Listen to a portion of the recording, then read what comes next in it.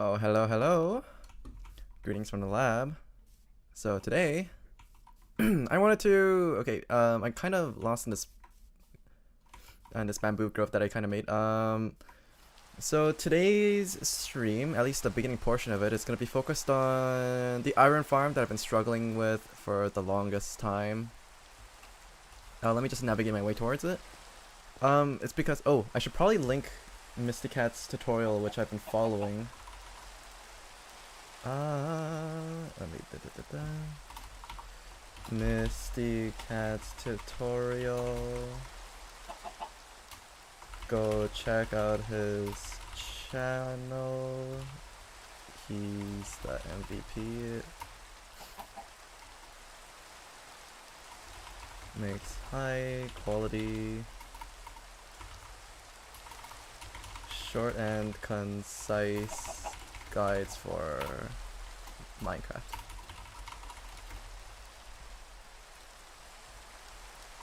Okay, anyways, yeah. So, the problem I've been running into with Mysticat's Iron Farm was it's probably a lot easier to— oh my god, look at all those chickens. I might have gone a little bit overboard with breeding them, along with the cows. And also, for some reason, these crops keep disappearing. I don't know what's causing it. I really don't know what's causing it. Anyways. Let me just— so this is the iron farm up here. It's quite different from— yeah, it's quite different from Mysticat's original design, but it's still compact enough that it still fits within within one chunk. So I'm just gonna go over some of the major changes that I made after I just get myself a little bit closer to it.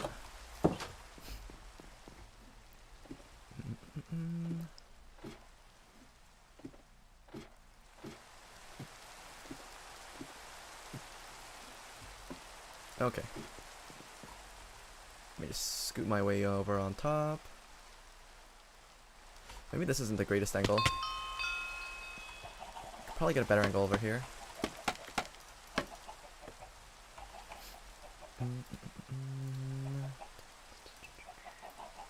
Okay, so to begin with, I should probably— okay, wait, let me change this first. Before I head into the explanation, I just want to make sure my stream is set up properly. Okay, I think we're good. Hopefully it doesn't lag out like it did before yesterday. That was a mess, but yeah, I'm pretty sure the same thing won't happen again. Anyways, yeah, without further ado, this is basically the re-imaged farm that I made.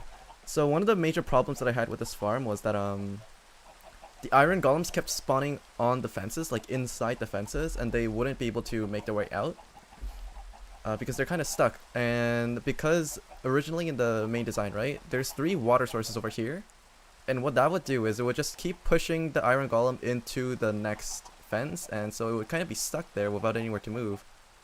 And if you wanted to just free up the system, like to unclog it, then you would have to like grab a bow or whack it with one way or another.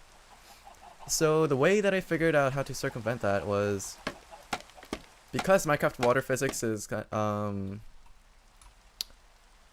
janky like this. Yeah, so if you put any kind of a non-water loggable half slab or something, or like a low block, I'm pretty sure like an enchanting table would work as well. Possibly cake, although you probably wouldn't want to eat soggy cake. Yeah, something like that. If you place it in the middle, what happens is the water flows towards the middle, and what this does is if any iron golems actually spawn on the edges, right, on the fences, instead of getting stuck by getting pushed into another fence, what it does instead is it gets drawn in towards the middle, and then it frees itself automatically. And another benefit to having the water sources point inwards like this over here is it pretty much works for the entire length of the fence. The only place that doesn't really pull inwards is at the very tips over here, where you can see that the water flow is actually going straight towards the wall. And to work around that, I decided to widen the lava blade so that even if a lava golem were to spawn on this block over here, it would still work. Now, one Okay, question. Why isn't the iron golems spawning right now? I said that it was working, but is something else causing a jam? It's possible that they're not getting scared by the zombie, or it's because I haven't been here. And I guess the okay, it's possible that the villagers just haven't had a chance to sleep, so that yeah, they don't have the opportunity to spawn another golem. So during this downtime, I'll just explain. Yeah, so I widened the lava blade a little bit so that should an iron golem spawn over here, it will still take burn damage. I'm gonna make one small adjustment where I'm gonna take the middle lava and then I'm gonna change it into 2 lava sources on each side so that even that would try to pull the golem inwards a little bit. Another thing that I could do is widen these hoppers just a little bit so that there's no chance of any iron falling through the gaps over here, because I did hear some people saying that that can happen. So yeah, but then because this is an iron farm, right? Even if it works at like half capacity, you're still gonna have more than enough iron to like just plaster the area with hoppers, so don't worry about that. Oh yeah, and another little change that I made is I added a item sorter over here. So what this does is it automatically converts all the poppies that the iron golem drops and turns them into composter. Excuse me. It filters them into the composter and then it dumps every bone meal into this chest over here. This chest over here, it's just for personal storage. I keep spare zombies in case anything happens over here. I did have a water accident before, so this is why this guy's drowned. Like his hand color is a little bit different. You can see that. And pretty much all the other iron gets filtered into these chests. So there's room for 3. I put in 3 double chests worth over here, but I can easily expand it to a 4th one by changing the direction of this hopper to go forwards. And the reason why I'm having so many double chests for such a compact farm is because all of this still fits inside one chunk. So I do plan on putting a chunk loader in here. And that's pretty much gonna let it run 24/7. I haven't actually done any calculations or estimates on what the iron per hour is, but for the vanilla Minecraft player, this is more than enough, especially if you're going to play on a server where it's going to be running 24/7. And is there any other change that I made? Oh yeah, this change was actually listed in the comments, where if the zombie is like if the zombie is staying within the line of sight of the villagers for too long, they actually don't get a chance to sleep. So one way to work around that is basically to just turn these half slabs that are facing the villagers into full blocks, so that only when the zombie is at the peak of its jump, where the head basically just pokes out the top just a little bit, that's when he will be seen by the villagers. But normally, I believe in a single player world, you can actually work with half slabs and it would still work fine. It's just that on a server, it works a little bit differently. Partly due to the lag and whatnot. And what else is there to explain? Oh yeah, so advanced tooltips, not that. Is it G? Yeah, it's chunk borders. So the entire thing does fit inside one chunk. And as for it's not like this farm that I made isn't exactly within the chunk, but all the important parts are, so that's all that matters. As for the this farm actually can if you shift everything over by like 1 or 2 blocks, everything does fit inside one chunk completely. So you don't have to do what I did over here and just pull everything closer. Honestly, I probably should have pushed everything back a little bit so that it aligns more properly with the rest of my floating island farms. But that was an oversight on my part. I actually had to... okay. So these 3 villagers over here, right? These are probably like my 15 villagers, because I've had many cases where I had to either rebuild the farm or adjust it, and then I forget something, and then a villager dies here and there, and yeah, it's a mess. Anyways. So yeah, that's pretty much the major changes that I made so far, and it's working. When it works great. Now that the villagers have gotten a chance to sleep, I believe, they should be getting a chance to sleep soon. And then that should kickstart the iron farm once again. Okay, one of the villagers started sleeping. That's good. He's freaking out.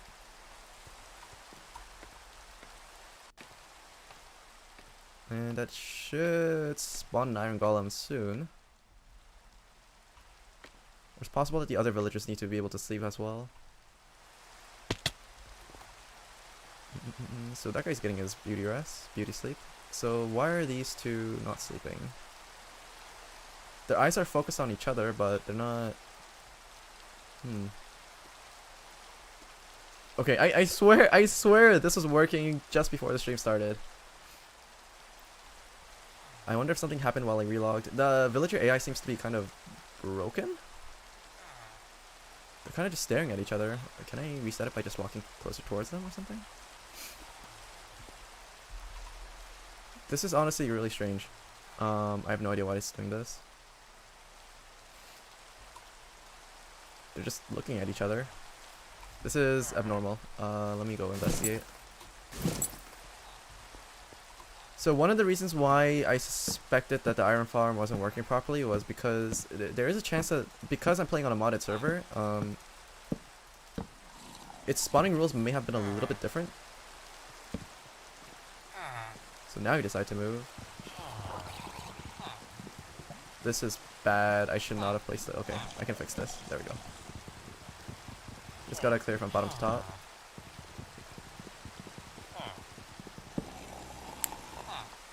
I have my suspicions that this top block could be the culprit. Hello, Alex. Yeah, let me just fix this real quick. So if I do this, are you guys gonna start to get freaked out by the zombie, or will I have to replace the zombie? I don't mind having to replace the zombie, it's just a little bit weird. It's because I do have spare zombie eggs that I can capture. I'll replace the zombie and see if that changes anything. It's possible that they're not reacting properly to a drown. I mean, it was working before, I don't know why it would stop working now, but... Minecraft AI is kind of janky in its own way, so... So now it's starting to sleep. And now they're all getting freaked out. Why is there grid lines? Yeah, see, now it's working. Did it just fall through? It did. Okay, that's definitely a problem that I need to address. The grid lines are basically to show that the entire farm basically fits into one Minecraft chunk. And the reason for this its importance is there's these thing called chunk loaders in Minecraft. So what this can do is, normally when you walk too far away from something, in order to save your computer's resources, right? It's actually going to unload everything that's far away from you. Simply because Minecraft worlds can become extremely large and it's not feasible to have everything loaded in at once. Especially with all the mob AI and whatnot. So what chunk loaders do is, within the chunk that it is placed in, it keeps that chunk loaded non-stop by basically chucking an item through it over and over again. It basically chucks an item through it from here to the nether and from the nether back to the overworld over and over again to basically keep the chunk loaded 24/7. It's more useful on public Minecraft servers where it's guaranteed to run 24/7 rather than your own single player worlds, because sometimes, like, if you turn off your PC at night like I do, then you can't have it running 24/7, but on a server like this, yeah, it's one way to get your server going, your Minecraft farms going 24/7. It's great.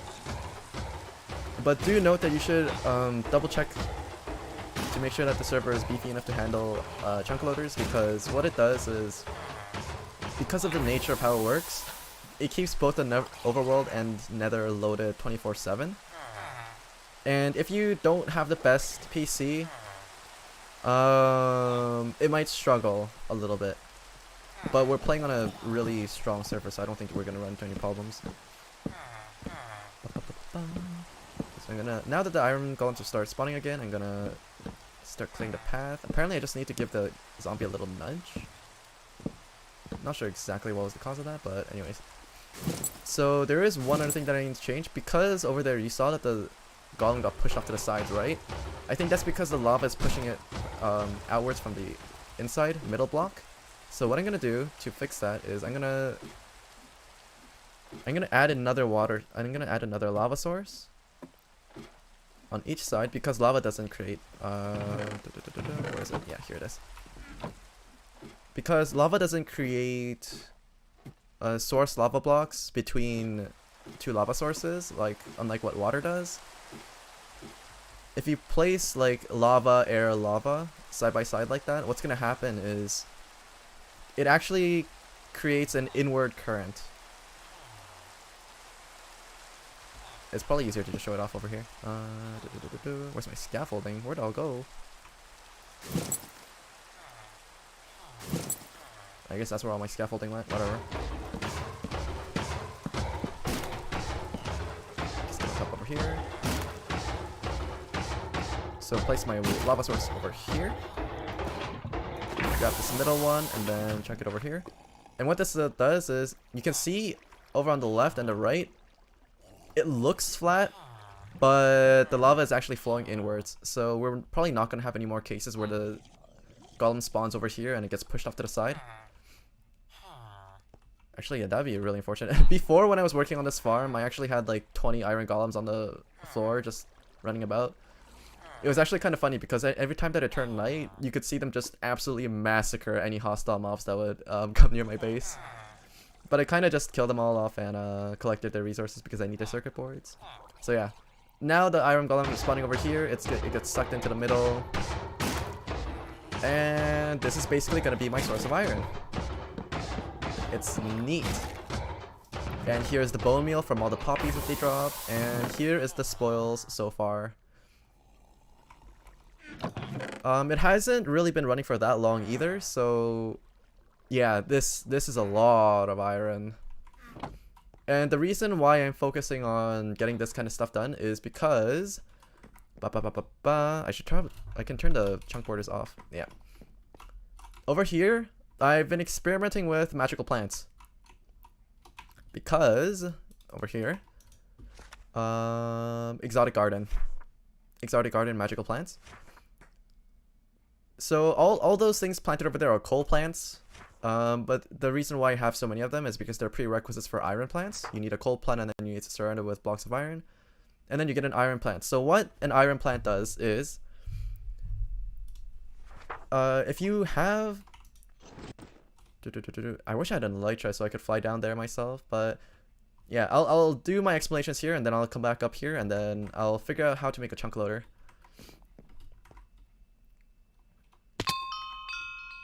So now that I'm getting closer, you actually can see it. This spider needs to go away. Yeah, so these, I mean, it kind of looks like coal, right? So just like, so what I can do over here is I can right click the plant, and what it drops is it drops one magical essence type coal. And if I look in the crafting recipe over here, so magical essence coal, what I can use that for is if I put 8 of them in a circle and an enhanced crafting table, I can get 2 coal from it. So this is basically one way to get a bunch of ores and stuff like that if you can get a decent farm going. But the main reason why I need all these plants is because a lot of the recipes in Slime Fun require things like, yeah, these, like copper, aluminum, tin, silver, lead, namely these 5 plants. And the reason why I want to get a system set up for something like this is because the only other way to get them is basically to use a whatchamacallit, I'll show you the machine. Is to basically use a machine to sort through gravel. Over here. I also, yeah, this is basically the Slime Fun crafting room that I made. It's incomplete. There's still more magical stuff that I need to put on the other side over here, but it's working. It's coming along nicely. So what you have to do is you basically have to grab gravel, and then you have to chuck it into this ore washer. No, not ore washer. It's not crucible. Composter. No. No, this is an automated pan.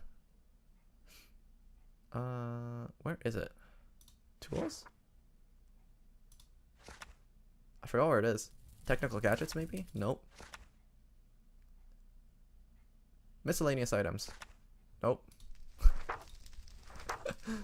Oh wait, automated padding machine. Yeah, over here. So it's a cauldron and a trapdoor. So what this thing does is, you have to dump a ton of gravel into it, and then what you get is you get sifted ore, and you take the sifted ore, and you chuck it into this ore washer, and then of the sifted ore, you have a chance to get each of these things. So it's not only an incredibly time-consuming process, but you need to have a decent source of gravel in order for this to keep going, and it's not renewable. Because the primary way that you can get gravel is either by just digging out yourself, or you could also use a grindstone to grind up cobblestone into gravel, and you can chuck that into... yeah, you put cobblestone in here, you get gravel, you chuck it over here, and then with the gravel you sift it all, and then once you sift the ore, you basically get... whatchamacallit? You get stone chunks and flint, and you put those stone chunks and flint into compressors to get more cobblestone, and then you get a little bit of that back, and then you grind the cobblestone again, and then you repeat ad infinitum. Okay, you basically get the point. It's a huge chore to get that many to get as many resources as you need. And to put it into perspective is, I actually made a crafting tree of how many resources I need to make one. Let me just find a .txt. Nope, not enhanced furnace. Reinforced plate. Okay, so the original goal of today's stream was actually going to be modernizing the inventory system. And my plan for that was originally fluffy barrels and use the small fluffy barrel. I thought this was like paper. I didn't think that it was actually reinforced plate, and once they dug down into the recipe, it turns out to be really expensive. And because I made a crafting tree, I can show you the exact total of how much everything costs. So in order for the one reinforced plate, I need 512 coal, 96 gold dust, 56 copper dust, 32 aluminum dust, 32 iron dust, 32 iron ingots, 24 tin dust, 24 silver dust, and 16 lead dust. It's a lot. It's a lot. So to get around that, I realized that I really need to get into magical plants. And I believe there's also more advanced ways of gardening. It might be, no, eco power generators? No, it's, is it fluffy machines? No, there is a advanced, it might be in the electrical components. Energy. Coal generators, nope. Auto breeder, tree growth collector, crop growth accelerator.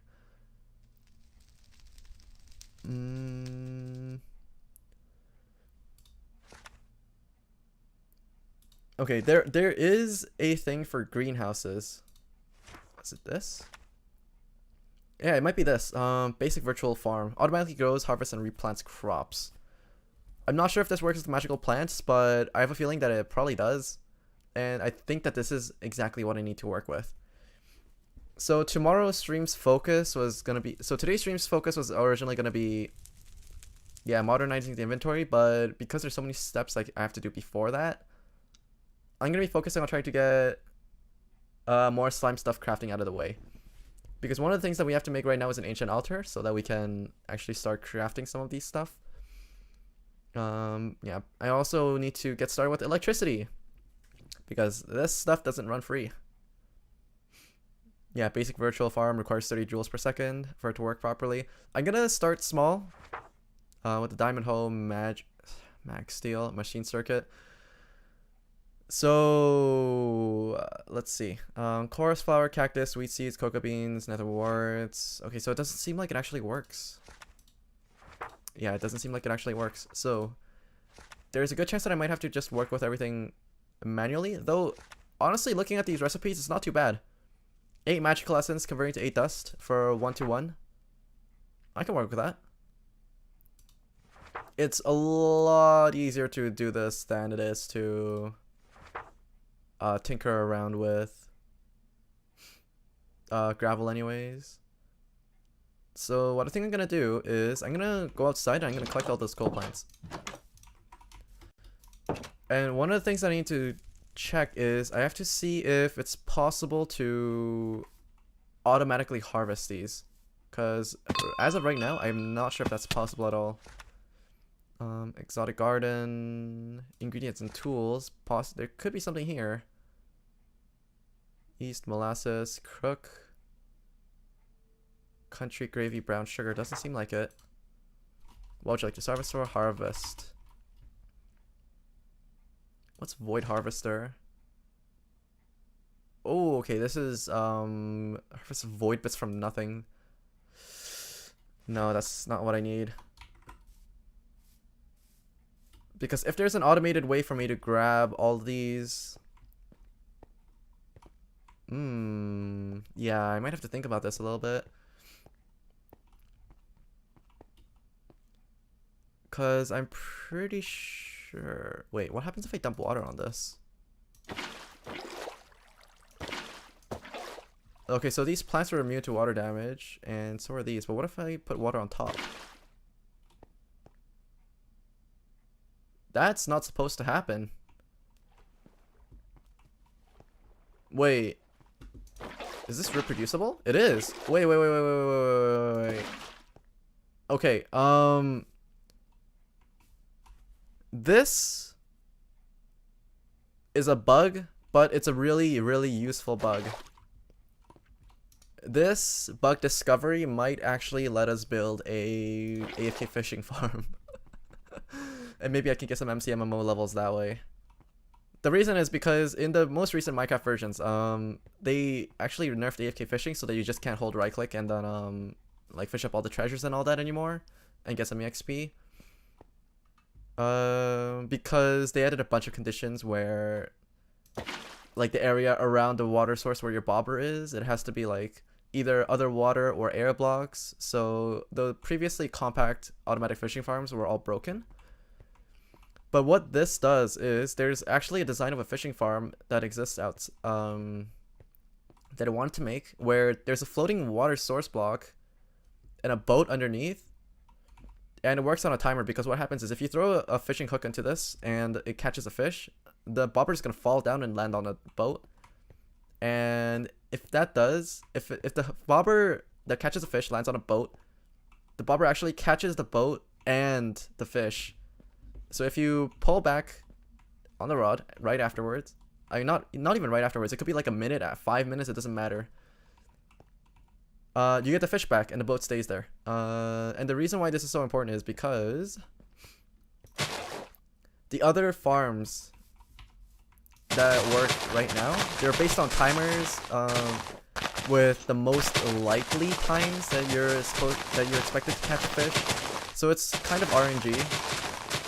But what this does is with this new farm, what you can do is you can basically just set it up so that, like, for example, if you're expected to catch if you have a 50% chance of catching a fish at like the 30-second mark, right? Instead of betting on that 50-50 chance, what it can do is you can basically set the timer for like 45 seconds, and then you have a much higher chance of catching the fish. So basically, it's probably a lot easier to show it actually. Paint.net. Can you capture paint.net? Does this work? Will it count as a game? Probably not. Anyways, I'll just show it off over here. So basically, if we were to have a graph over here of probability of chance to catch the fish, and this is time on the x-axis, what it's gonna look like is over time it's gonna kind of look like this because the probability of you catching a fish is kind of like normally distributed, so it looks like a bell. Naturally this thing gets with higher lure levels, it actually gets lower, I believe, something like this. So what the AFK fishing farms right now, the most common ones, what they're designed to do, the simplest ones to make actually, is basically they make it so that you basically pull back on your rod at this moment in time. But what this basically means is that you basically lose out on all the possible fishes that you could have caught over here within this area. So that's all gone. And basically, you can only catch the fish that are basically within this zone over here. And everything over here is also lost as well. Because if the fish stays on your line for too long, then it also just escapes. So instead of doing that, what the new farm does is instead of catching the fish like over here, I should probably just make a new layer for this. Yeah, instead of just catching the fish over here at this time, what the new farm does is you basically pull back on your rod at this time instead. So if you pull back on the rod at this time instead, you can basically catch all of the fish that basically come over here. And leaving and not missing out on this fish is fine because it's such a small portion of all the total catches. Yeah, so if you wanna for the optimal amount of fish over time, they've already done the math on it, and it's approximately like somewhere over here or like somewhere over here. But either way, yeah. So what this does is basically any fish that is caught within this time period, it basically gets stuck on the boat, and then because you pull over here every single time, you basically have a super consistent catcher that can catch a lot more fish. Its rates are still slower than the old fish farms because that was basically the moment you catch something, you immediately pull it back. Those kind of OP fishing farms don't exist anymore, though. Yeah, those kind of fishing farms don't exist anymore, and the classic farm, the black one over here, the classic farm, I mean the new quote-unquote classic farm is approximately like 5 times slower than the old fish farms, I think. And the newer blue, this one is several times faster than that. Or I might have gone in the other way around. I think, no, the blue one is 5 times faster than the old classic one, and the old classic one is several times slower than the old fish farm. And yeah, the new blue fish farm isn't as fast as the old one, but I mean, it's basically an AFK fish farm, right? You can't really complain about free so long as it works. Anyways, yeah, that's basically my little mathematical introduction on why it's so useful. I also need to collect all these nether warts. I'm starting to need them for some more slime crafting recipes. Just replant them. Yep. And this is basically my nether chest. I just dump everything in here. You should be a teacher?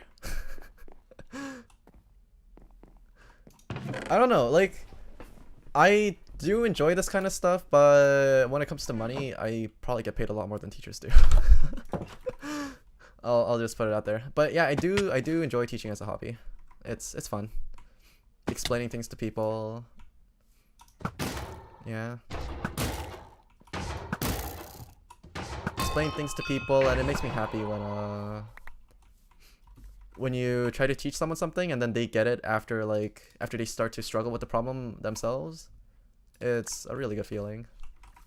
I need to clear my inventory up. There's so much bamboo in here. So the reason why I've been making a bamboo grove at the very edge over there is because I found out that bamboo is a ridiculously good source of EXP for herbalism. So instead of manually just chopping up all the plants and whatnot, like automatically cutting down the plants and then replanting them, it's a lot easier to basically just go at it with bamboo.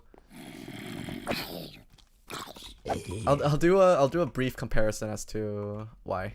Why do I have so much grass blocks in my inventory? Where did this come from? Okay, let me just go through over here. So normally, I have to be fully hunger over here for this to work. So you just run through the place over here, and you can see my herbalism level is going up slowly. Yeah. I grab my seeds, I move over into the next column. I keep going. Yada. So my herbalism level isn't really going up that quickly. It's going up slowly but surely. It is going up. It's just not really that fast. But then one discovery that I made was over on the right on the left. Oh, I guess the right over here. Yeah, over on the right over here we have like bamboo and reeds. I found out that my EXP jumps extremely quickly whenever I go to deal with those. Also, yeah, I have no idea why everything is so spotty and why there's seeds that shouldn't be in places. I'm pretty sure nobody's griefing us or anything like that. It's just a little bit strange. Ow. Ow. Nope, you will go down. There we go.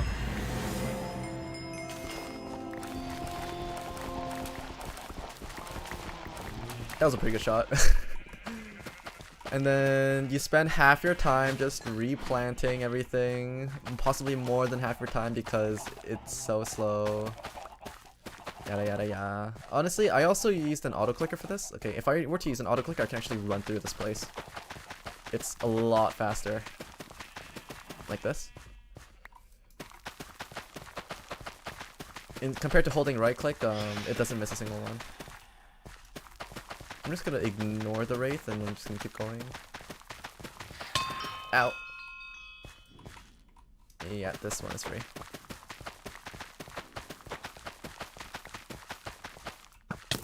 Ow. Right, it's this one. I probably should sleep, but there's an achievement that I can get if I don't sleep for the a really long period of time, so I kind of want to get that. So yeah, that took a hot minute. It takes too long. I don't like it. So instead, you guys are seriously annoying.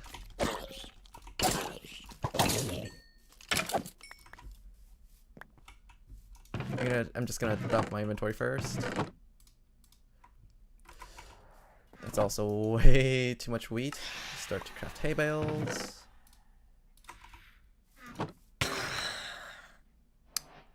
That was not what I wanted to craft. I wanted to craft hay bales. Mm-hmm. Okay, and then watch the shit.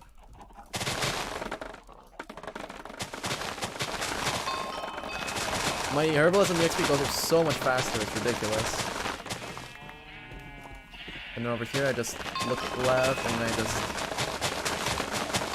Isn't this so much easier? It's so much easier and faster. And also because bamboo grows at a ridiculously fast pace. Yeah, it's just, why would you want to do anything else, honestly? I am gonna collect all this bamboo because I did set up a super smelter-ish. It's a pretty tiny and janky one, but it works. So just grab all the bamboo. Yeah, it's way faster. So what this super smelter does is because bamboo can be used as a fuel source, what this does is stop. Okay, so what this set of these hoppers does is these hoppers at the back point inwards toward these smokers. If you have hoppers pointing inwards from the sides, then that automatically gets picked as the fuel source at the bottom. And if you were to have another set of hoppers at the top pointing downwards, then that would be where the food goes, but I didn't really bother implementing that. And then if you have hoppers pointing downwards from the top, you can put food in through that way, and if you have hoppers at the bottom, you can have it collect the result afterwards. But what this does is basically so there's bamboo and cobblestone. Cobblestone doesn't go into the fuel slot, so I just basically use it to free up like 16 16 stacks of bamboo. So if I were to just grab all the cooked pork chops, there should be a food chest over here. Yeah, food chest over here. Let's just say that we want to cook up some mutton right? So there's 16 mutton per stack that I want. So over here, there's 64 bamboo, and it's chock full of bamboo over here. But if I were to put in mutton over here, what this does is it immediately ticks back to 64 because the bamboo at the back basically gets fed in automatically. And if you look over here, you can see the bamboo actually getting pulled through to be used as fuel sources. So yeah, this entire thing is basically all full of bamboo, and it basically just shoves as much bamboo as needed into these slots. That's basically the gist of how super smelters work, though people tend to get a little bit crazy with them and make some pretty yeah, they supersize these. Because if you want to make like a giant castle or something like that, then it's a lot easier to yeah, on a giant multiplayer server, right? If you were to make like a huge castle or like a cathedral that extends to like the world height, like the big ones that you see on like the news and stuff like that, or like showcases, if you're gonna try to make one of those, then you're probably gonna need double chests full of stone, cobblestone, or whatever it is that you need, stone or smooth stone. Yeah, for those kind of projects, you're gonna want a supersized super smelter, and then you basically just chuck in chests of cobblestone, and then you can check back in a couple of minutes, and it's all gonna be smelted. It's pretty crazy stuff, it is. And so yeah, so the reason why I want to have this chest filled up is because even though I was only smelting like 64 mutton, right, it's still burnt through, it's still going through it. Yeah, but yeah, it burns through 4 stacks of bamboo. So for each item that you're smelting, it actually requires 4 bamboo. Which is why it's like, it might seem like a lot of bamboo over here, but in honesty, it's really not. It's gonna go away super quickly once we actually start cooking up more stuff.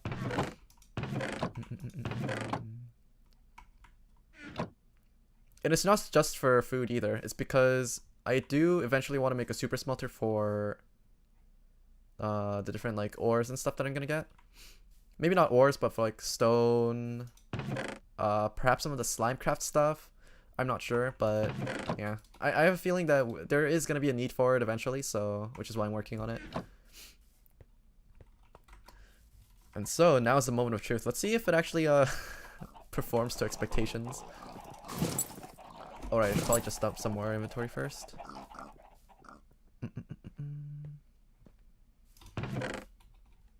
I don't need this. There's a lot of useless crap in my inventory. I also don't need these feathers, these bones, poppy. Right, I'll eat this bread. Crafted by accident. This bamboo and sugar cane. And I believe I should have a decent amount of inventory space. I'm not sure if it was the reeds that was giving me a lot of EXP or if it was the bamboo. It could be either one. So I made a little bamboo grove over here with the space that we cleared up last time to just double check to make sure that bamboo isn't too bad by itself. It's not really fully grown. Like, you can compare the heights of these bamboos, it's quite different. These are a lot shorter because it hasn't been long since I actually made this place, but let's just try it out. Whoops. Yeah, see, this is still extremely fast.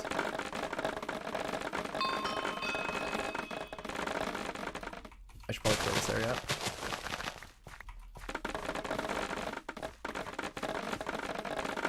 Yeah, this is so much faster. So much less hassle. And I did put in like 1 block walkways in between so that it's easier for me to just look at one side and then just walk back and forth like this. This is so fast.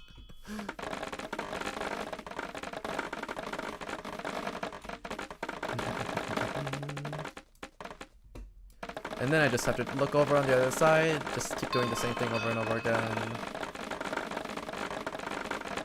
It's probably going through my sword durability pretty quickly, but because we have an enderman spawner that's available at spawn, we don't really have to worry about durability or anything like that. We can just fix it right back up with mending.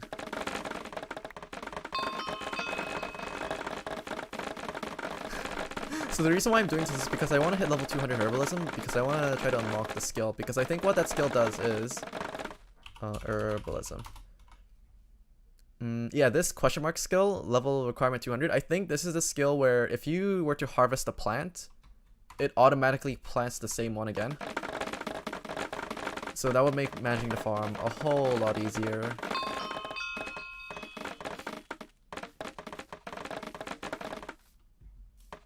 Yeah, with this bamboo farm, I think I'm gonna be among the top herbalists on the server pretty soon.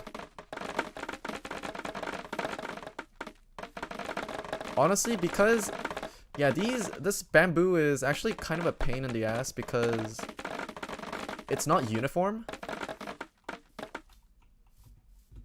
It's not only is it not uniform, it also requires a sword to cut through. Just dump all this bamboo. Yeah, but the lack of uniformity is actually really throwing me off. Because I tried to walk to the side and then swing my sword in one direction, right? And then I've missed a whole bunch of these because in Minecraft terms, I guess I'm basically attacking all the bamboo. Though with reeds, it's pretty much insta break. Yeah, this might not be worth it. I'm gonna do another test, but this time using reeds instead. I have a feeling it might be a little bit better. I mean, I don't know how it's going to be in terms of EXP rates, but I know for a fact that it's going to be a lot more consistent.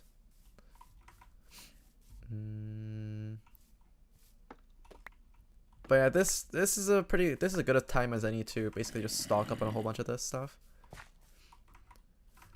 An alternative fuel source I was considering is also just making a kelp farm. If I were to make a kelp farm, I can actually, with all the slime fun stuff that we get, I can actually turn it into, I can actually fully automate it. So that all the kelp that I collect with the kelp farm, it can be automatically crafted into dried kelp blocks. And then with the dried kelp blocks, I can actually use that as a fuel source again. So it's basically working like in an infinite loop. It's pretty cool stuff.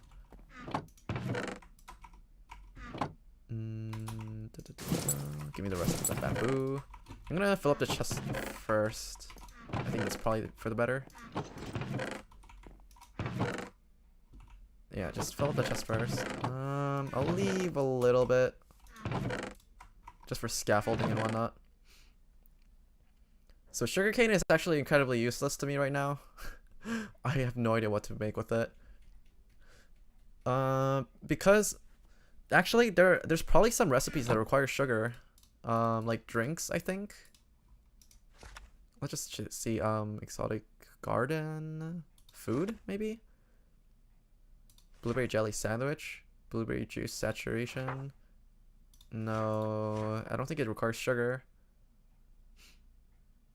Does it? Lemon pie. Oh yeah, wheat flour and sugar, but it's not really at a scale that I need. Yeah, this is kind of a waste, but oh well. Once we get our magical plants working, it's gonna be a non-issue because fluffy barrels holds way more stuff than we could possibly ever need.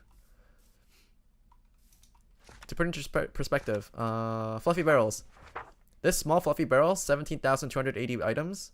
That's 5 double chests exactly of one item. And this one is double that, so it's 10 double chests. And this is 20. And this is 40. And this is 80 double chests. Yes, 80 double chests.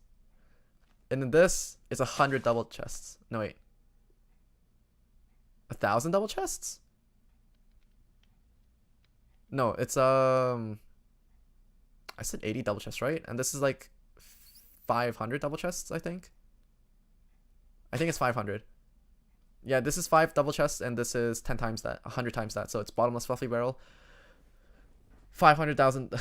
I have 500 double chests. Like, I'm never gonna fill that up. A vanilla.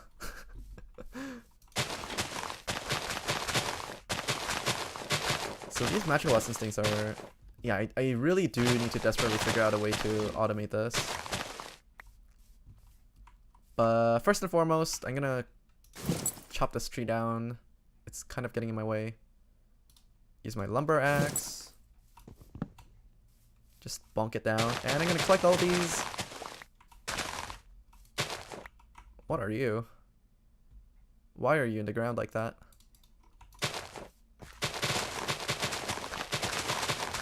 See, I don't know why it does that sometimes, where it just digs into the ground after I try to block it. I mean, after I try to break it.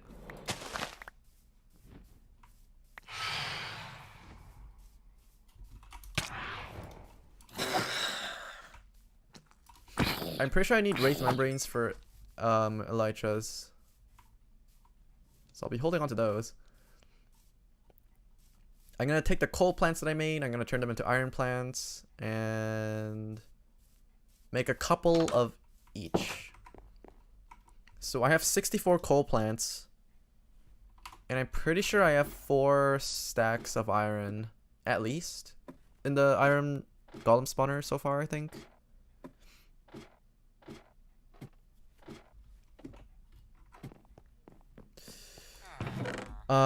This isn't enough iron, as crazy as it sounds. This is 37 blocks of iron.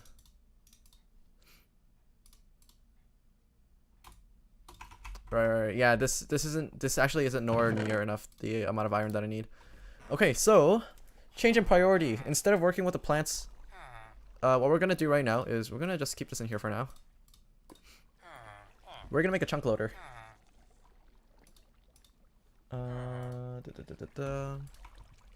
But in order for me to make the chunk loader, what I want to know is not advanced tooltips. I want to know the exact location of this chunk over here, so that I can make a chunk loader underground. I don't want to have it up in the sky because it's gonna look ugly.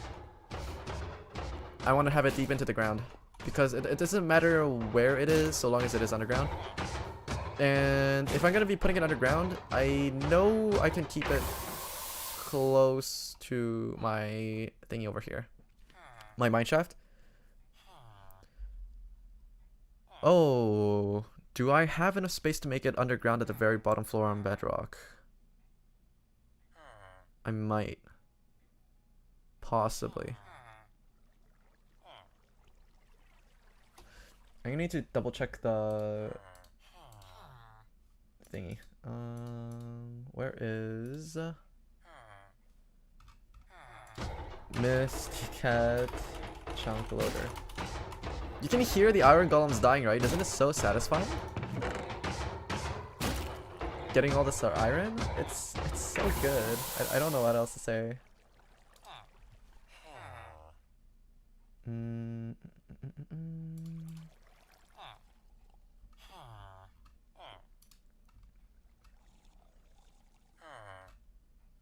If you have issues with any of the items spitting out where the redstone dust is, flip one of the entire chunk loaders around. Sometimes it always spits out.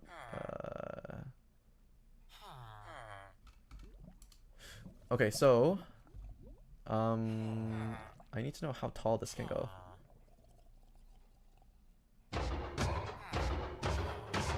So it seems like the portal frame is 4 blocks tall. There's 3 blocks under it, so that's a total of 7.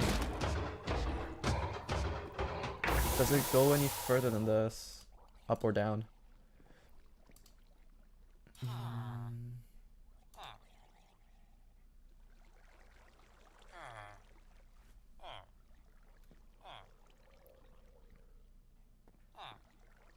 If I only need 7 blocks of height, then this will be super easy to set up. But otherwise, this might get a little bit difficult.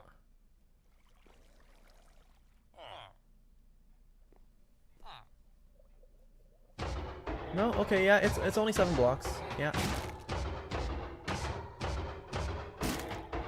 Okay, because it only requires 7 blocks of height, right? So what I can do is, let me just switch back to my Streamlabs. Is once I mark out the coordinates of this chunk, what I can do is, I can go underground and I can dig it out from my mineshaft. So it's this chunk over here. Oh, there's a witch. You live for now. I'm busy. So if I were to have a new... Where is this? This is northwest. Add Iron farm and corner. Iron farm northwest corner, and over here I'll make another waypoint where this is gonna be iron farm southwest corner. And this way, once I go underground, I know the two opposite corners of each other, and I can just basically make a square. I can dig out a square and just work with that. Yeah, so this is northwest and this is southeast. Okay. So I can turn chunk borders off for the time being until I get over into my mine. Before I do that, I'm actually gonna I'm gonna do some more inventory organization again. With all this modded stuff going on, right? There's so much stuff going on in my inventory, it's crazy. My inventory is always way busier than it needs to be. So oak logs, I can dump that over here. Wait, am I actually short on birchwood? I mean, I still have like 6 stacks over here and like a bunch in my inventory, but it still feels like I'm kind of short on birchwood. That's crazy. I'm gonna have to farm some more later. Membrane goes here. Basic circuit board and stick goes here. Glowstone dust goes into the nether pile. Mob egg goes into the zombie spawner. Bone goes over here. Grass block goes into storage. Is there anything else that needs to be sorted over here? The mine. I need to return these mine carts. Yeah, I need to return the mine carts over to the villager spawner. I'm gonna hold on to this for now, actually. I'm gonna deposit the zombie egg, and then I'm gonna check over on the villager spawner to make sure that everything's okay. I don't think I'm gonna get the problem with the villagers jumping into the middle beds anymore. I did do another check.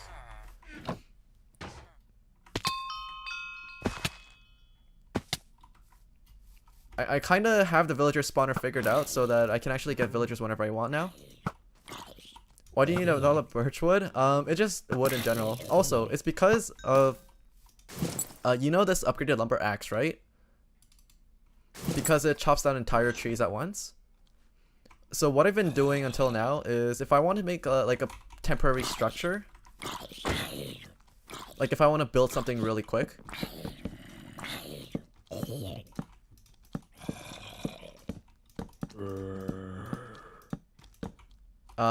that was really messed up, but let's just say I'm trying to like scaffold my way up here, maybe make a path, and then let's just say that, okay, I got what I needed, and I just need to clean up this thing, the scaffolding. I can just do this and everything just falls apart. And it's just because birchwood is just really easy to get. It's the easiest wood to farm. Actually, now with dark oak might be easier to farm, but ow. You just crashed into me and died like a stupid bird.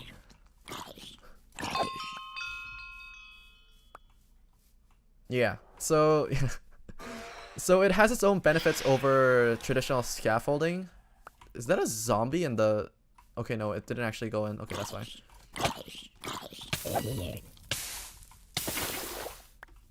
So it has its advantages over this traditional scaffolding because with this kind of scaffolding, right, its problem is it can't extend like 6 blocks out to the side, I think. Anything you place after that actually just falls down. But with birchwood, what you can do is you can basically just go an infinite amount of distance. Like 1, 2, 3, 4, 5, 6. And if you place a 7th scaffolding over here, then it would just fall down to the ground and it wouldn't work. But then if you just make it with birch logs, what you can do is after you're done, you can just chop it down and it all comes down together. So I just hold on to any type of log because it's extremely convenient for me to do so. And also because wood is renewable and super easy to get, I don't really care about wasting a bunch of it. So I can just use them nilly-willy. I don't have, it's not like I have to go back down and pick it up. It's not important. It's all super cheap stuff. Hi friend, how's progress? Ooh, you asked a good question at the right time. So villager breeder works. I hope. I might have to keep this in a chunk loader as well. Is there a particular chunk that's important that I can keep loaded in? Oh yeah, see? Yeah, they're making babies inside the baby chamber. Okay, that's a little bit disturbing, but yeah, if I keep this chunk loaded, I can have another villager breeder. I can have the villager breeder going 24/7, huh? Look, it's a little family. A little messed up inbred family, but it's okay. They're gonna be great businessmen one day. Why is it see-through? Wait, you don't want a piece of that action? You don't want to be able to look at what's going on? Also, just kidding. Yeah. All the action happens up there anyways. Wait. Yeah, this is where the magic happens. This is the prison cell. So don't worry about it. And the biggest thing that actually works now is the iron golem spawner over here. I have infinite iron so long as I can get this thing to run 24/7. And that's pretty much the state of the stream right now. It's because I marked out the northwest corner and the south, east, south, northwest, southeast. This is southeast. Southeast. Yeah, I'm gonna build a chunk loader over here, and this is gonna make the farm go 24/7. And that's basically where we're at right now. So far, like, I finished the iron golem farm like today, just a couple of hours before the stream started. It wasn't running during that time, but I already have like 4 stacks of iron. There's a lot of stuff. Okay, anyways, the goal right now is to, I don't need these golden boots. Hold on to this. The poppy can go. I'll dump the dirt blocks and we can start excavating the bottom floor for the chunk loader. What do you mean my eyes?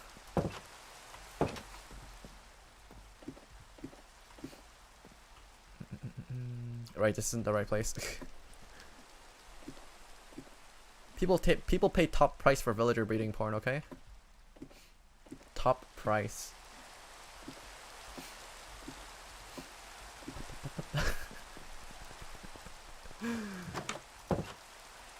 I mean, come on, Rule 34. There has to be. I refuse to believe that there is no Rule 34 for villagers.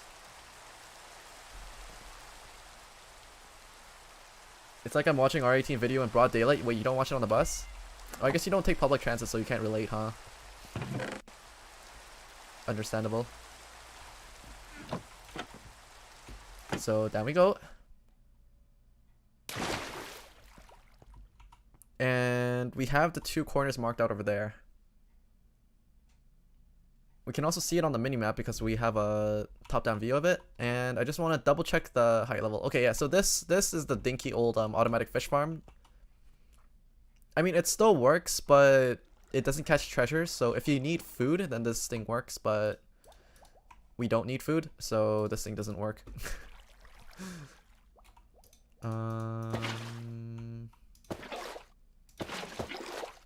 Yeah, grab this.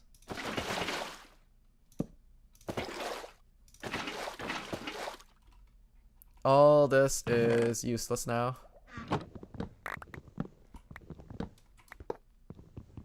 So I'm just gonna clean it up.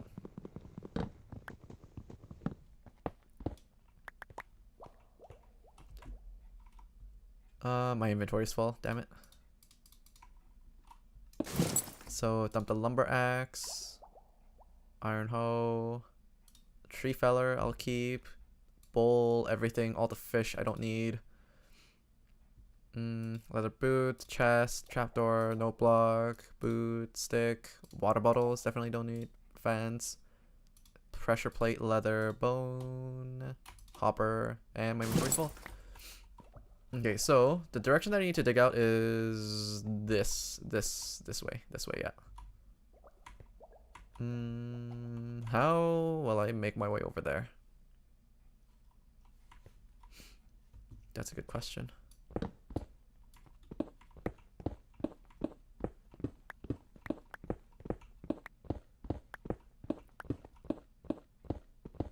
think I can just dig a three wide path. Okay, because this thing might take a while and it's gonna be a lot of digging, I'm gonna swap pickaxes to use my netherite one instead. This is also gonna be a pretty good time to stock up on a bunch of cobblestone because we're actually gonna be kind of short on that. And as for where my netherite pickaxe is, I don't remember.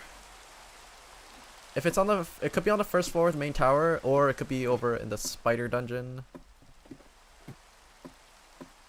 Could be either place. I'm pretty sure it's here though.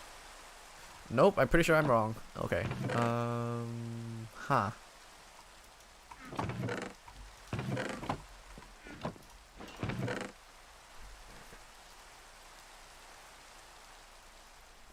I'm hoping it's in the spider spawner because or else I don't want to have to look for it again because yeah, that's gonna be a pain. A major pain.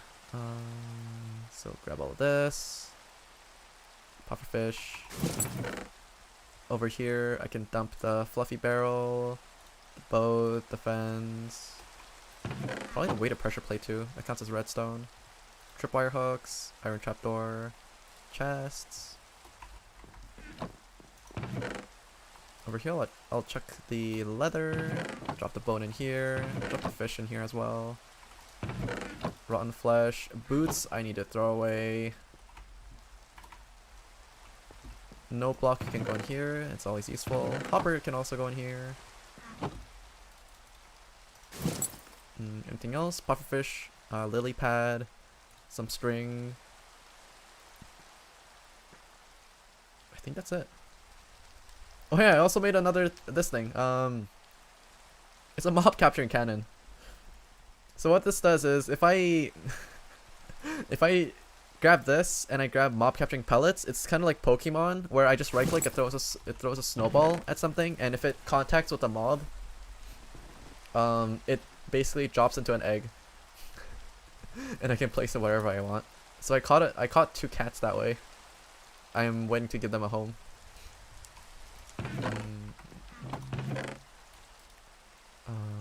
No, the fish do not go in here. Ink sac also does not go in there. They go here.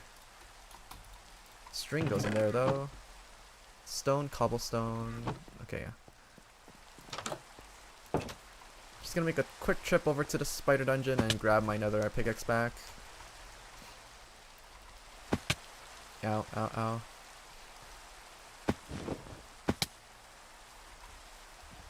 I'm thinking I should probably just keep my netherite pickaxe with me. I haven't actually died in this game ever since I got my diamond armor, so yeah, the risk of me dying is really low.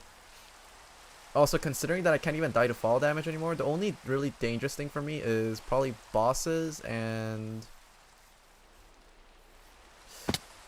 possibly lava. Yeah, bosses and lava, but both things are pretty easy to avoid. So yeah, because bosses I have to spawn them myself manually, and lava I just don't have to go near it. Or if I'm going into the nether, I can just bring a fire resistance potion.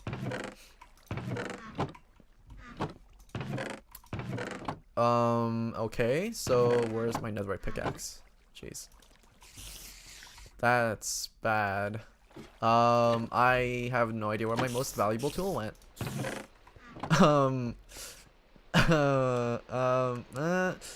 That's bad. That's bad. That's really bad. That is really, really bad. And I don't want to go through my past streams to see where I last put it because I'm pretty sure it won't even be there. Wait, it could be in an ender chest.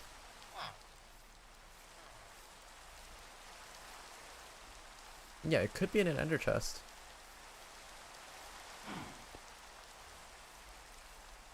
But if it's in an ender chest, then I kind of have to make one again. Which isn't too hard, honestly. Let's just do it. We need one for here anyways, for home.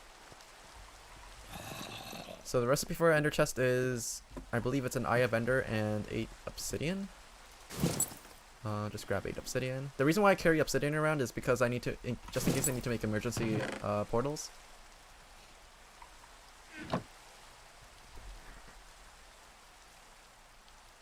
Do you know what happened to the healer who kept healing Dempsey from the first chapters of solo leveling?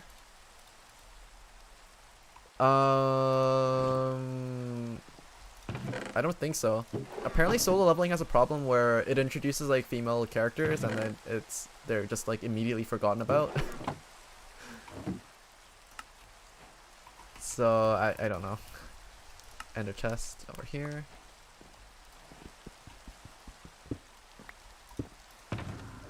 It's not here. Oh wait, no. I think I know where it is. I want to put you in a little bit more of an adorable spot. I want to put you over here. Yeah.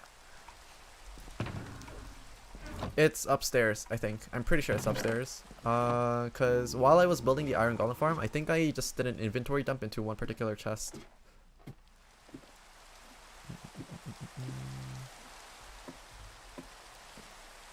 This one?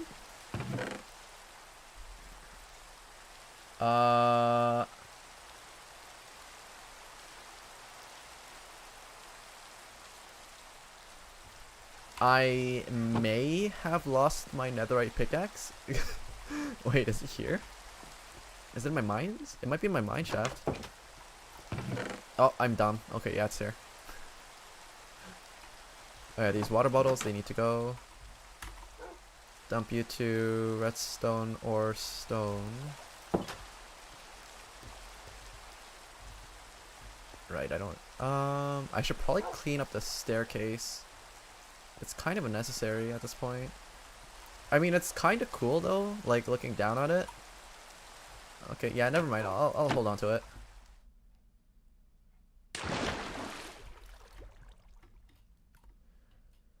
So, now that we're here, I can fill the bottom back up, and I wanna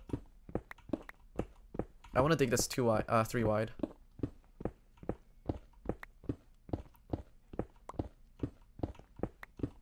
And this is because if I need to make other chunk loaders, I want to have them all underground.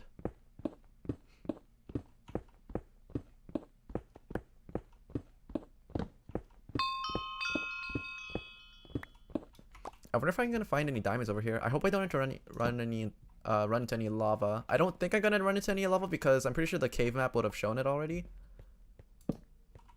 But yeah. So let's just do... I mean, I could technically make another branch mine here, I'll be honest. If it's worth it or not is it's up for debate, but I'll keep it uniform with the other branch mines just in case. So starting one off on the block, and every 3 blocks I'll put a torch. 1, 2, 3, 1, 2, 3. And we just basically keep going until we reach the designated chunk. Would you look at that?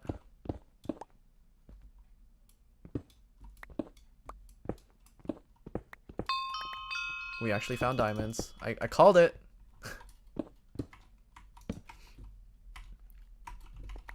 Yep. 1, 2, 3. We keep going.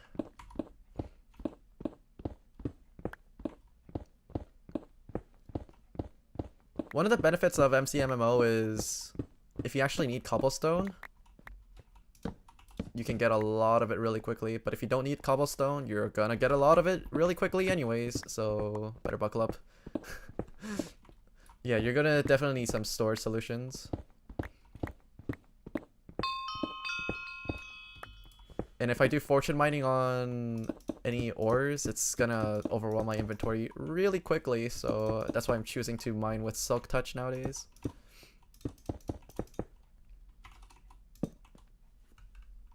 Yeah, so now that we have the Iron Golem farm figured out, I think once this generator thing is done, I'm gonna do like a time-lapse-ish.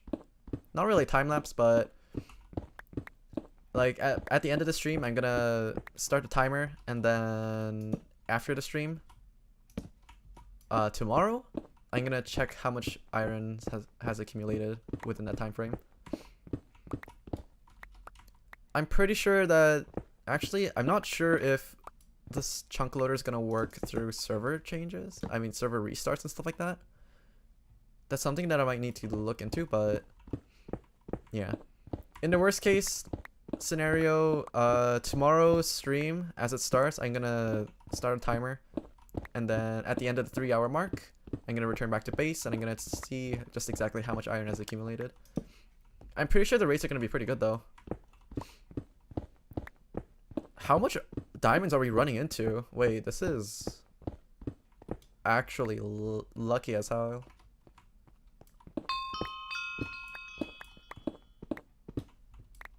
And the reason why I dug in that direction is because I kind of memorized all the ore patterns at this point.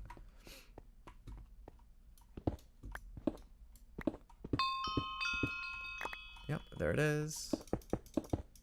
How much diamond ore did we get? We got 17 diamond ore already. That's kind of way beyond expectations, actually.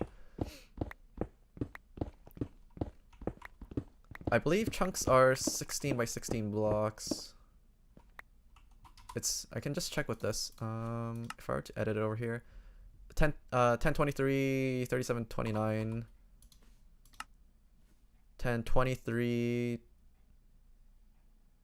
Yeah, 23, and the difference is like 14. But it's including both corners, so it's actually 16. Yeah, it's a 16 by 16 square. So we are approximately at the point where we need to just barge in. I'm just trying to just double check to make sure that I'm going in straight head on. Not advanced tooltips, chunk borders. Let me just see this. I'm just gonna dig it out until the next chunk border is shown. Okay, yeah, there it is. 2, 3, and then let me just get this coal as well. Might as well.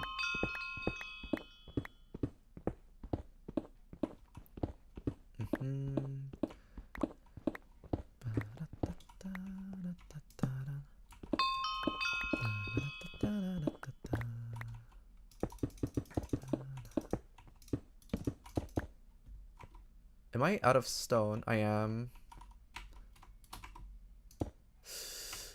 No, I'm just gonna light this place up and I'm gonna cover it up with stone afterwards.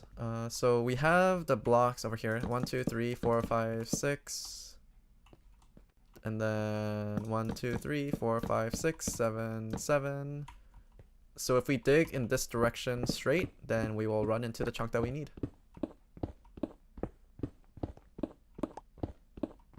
We just need to see the border of it. It should be coming up soon-ish. Yep, here's the golden border. Okay. 1, 2, 3, 1, 2, 3. No, we're gonna be digging that block out, so I'll just start here. 1, 2, 3, 1, 2, 3. Just for it to look nice, let's just stick to 1, 2, 3, 1, 2, 3 again.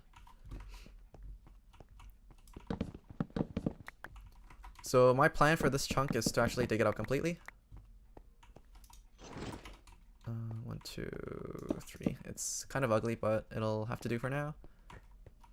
So I'm gonna mine this chunk out entirely. So this is the middle. So 1, 2, 3, 4, 5, 6, 7, 8. That should be the border. Yep, you can faintly see like a blue line, and we also have the yellow border over here. 2, 3. I'm gonna clear out this entire 7 by 7 space in case I need to use it for something else other than a chunk loader. Shouldn't take too long.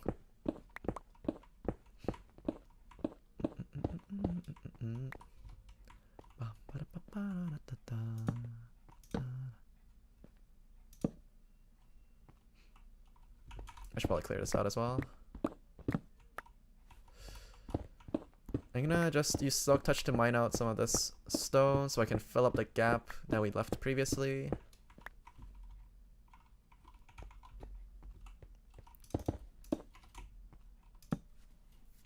There's no point in mining this, covering this up, because we're simply gonna dig it out again. 2, 3, 4. 1, 2, 3. 1, 2, 3.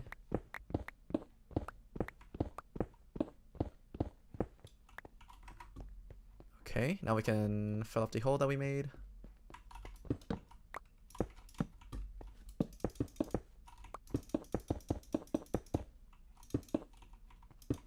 Nice-oo. Probably do wanna just torch up the other side as well. 1, 2, 3, 1, 2, 3, 1, 2, 3, 1, 2, 3, 1, 2, 3, 1, 2, 3, 1, 2, 3, 1, 2, 3, 1, 2, 3. There we go. Now it's all bright and pretty.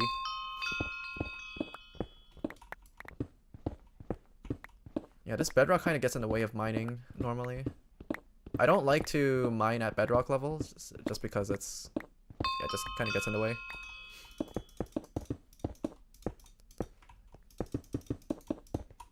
Oops.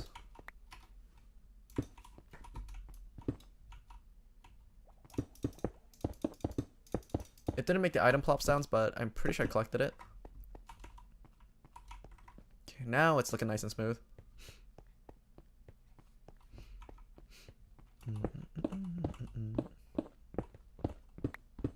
I'm just so touching enough stone to basically have a stack of smooth stone in case I have to dig out other ores, like this coal and redstone that we just passed by.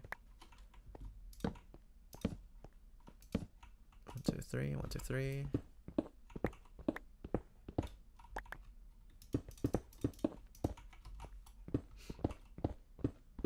Yeah, because we don't have a beacon, it's kind of slow doing this because we don't have Instamine.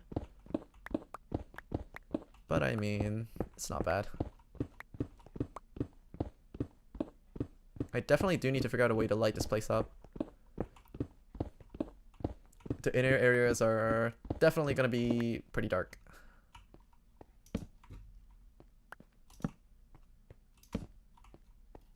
I mean, I could just light it up like this and just keep going on all sides. I might need to do that. And in the middle, perhaps double torch like this.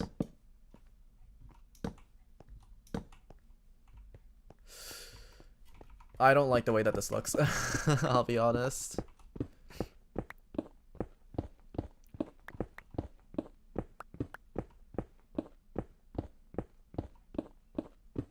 So in addition to using this place as a chunk loader, I'm thinking that I might be able to turn this place into like a fake vault or something. I could put like a bunch of... Oh, actually, I could probably put a beacon here. What does a beacon cost?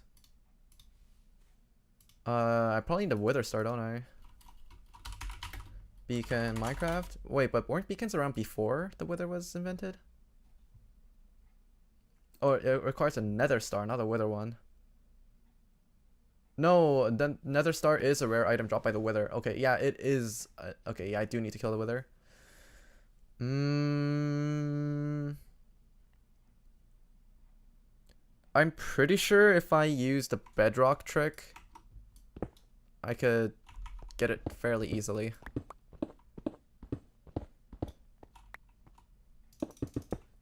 There is a trick where you can do where, you know, in the end portal, there's like, I mean, not the end portal. After you go through into the end, there's the home portal at the center of this main island that you spawn in. If you make a platform underneath that and use the bedrock and build another build the wither inside it, it kind of gets stuck. It can't really hit you. It just stays there, kinda, I guess. It's basically a free kill if you manage to pull it off properly. Do I even need those? No, I already have 6 in my inventory. Make a whole bunch of torches. I have 9 sticks. That works out perfectly to another coal block. And because of that, I'm gonna make more.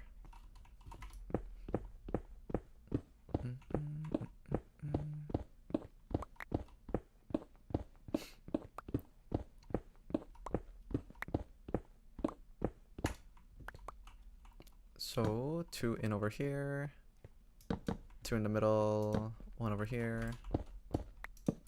there. Over here.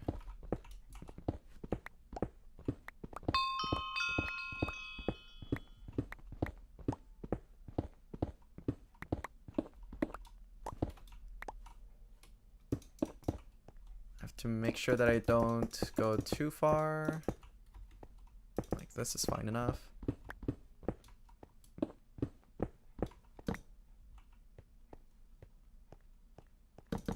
Oh yeah, I also need to double check if this place can accommodate the 7 block height that the machine needs. I probably should have checked that first. So this is 1, 2, 3, 4, 5. It's 5.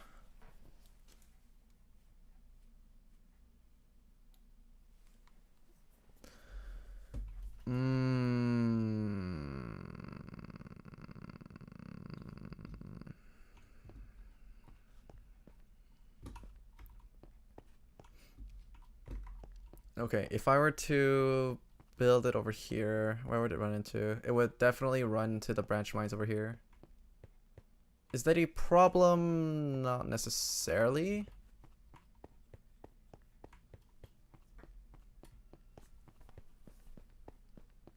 No, I just have to look for a place where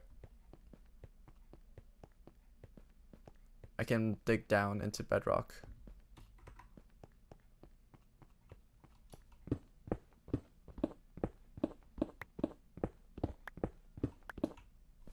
Okay, wait, hold on. Because bedrock spawns at layers 0 to 4, I think.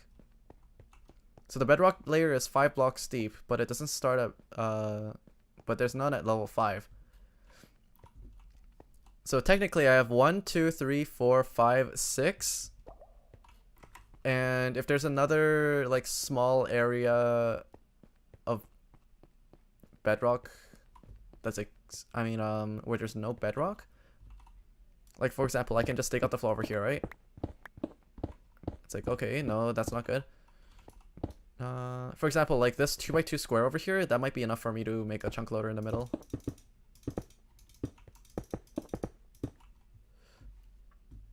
Maybe it wasn't worth covering that up. I might need to do a little bit more searching.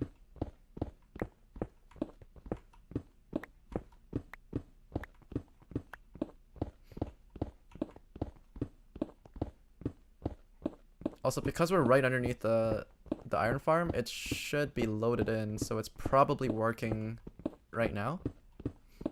I'm kind of excited to go up and see how much iron's accumulated so far. Very, very exciting stuff.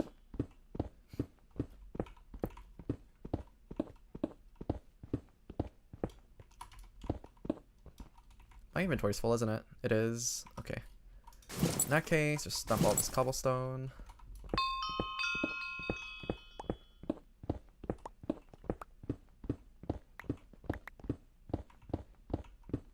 Okay, looking good so far.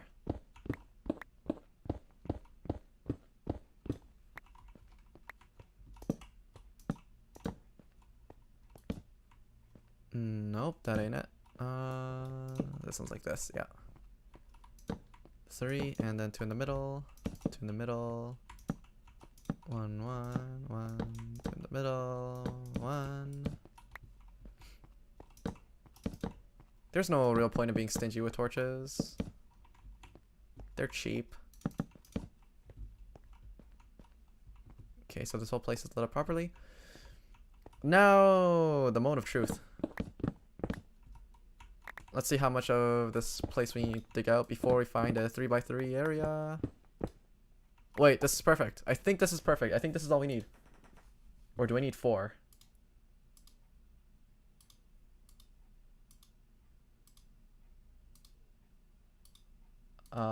Let me just double check.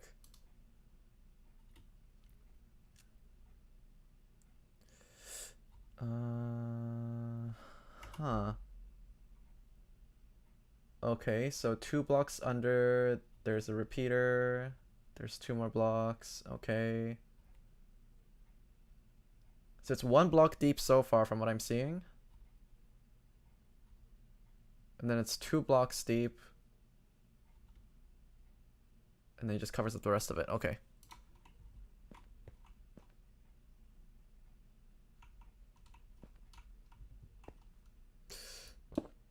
I think I might have to use this 2x2. Or I could be a smart person and just chuck it off into the side and hide it in a corner or something. Okay, so this corner is already checked. That's a bad corner. This corner could work. This corner could work. It goes deep enough. Yeah, this corner might be it. Screw putting the thing in the middle. It's not worth it. Wait. There's another potential problem with this. It's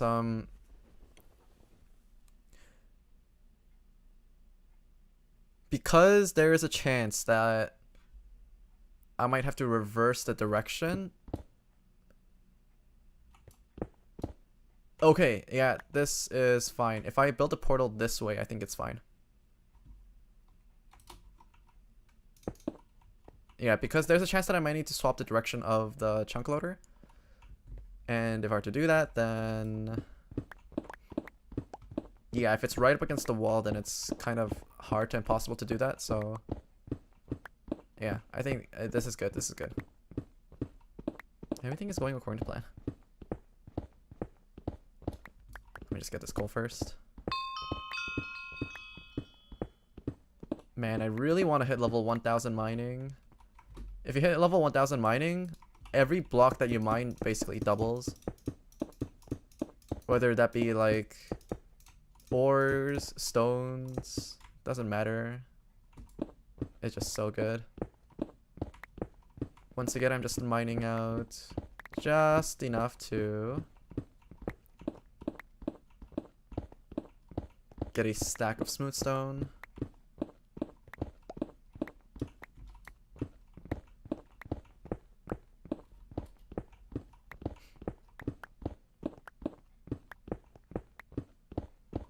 Let me just double check the height that I can dig up to before breaching the branch mines.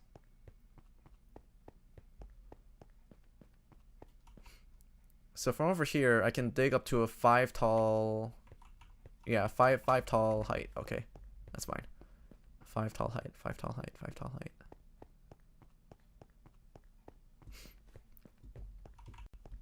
So basically from here, I can go 2 more blocks up. And then 1, 2, 3, 4, 5. Yep.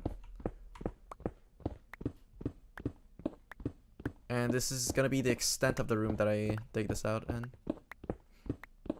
This room shall not be any bigger than this. Seems like it is partially going into the branch mines.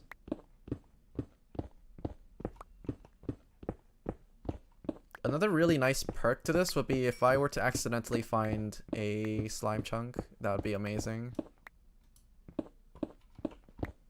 Like, if I come back down to this area one day and actually, no, that would be a really bad thing. I was gonna say, if I find a slime chunk over here, then I might have to relocate the iron golem farm and turn this into a slime chunk, into a slime farm, but nah, that's too much work at this point. Not gonna bother. Wait, this is the floor. Wow. We were very close to diamonds this whole time. On the opposite side of the branch mines. That's kind of funny.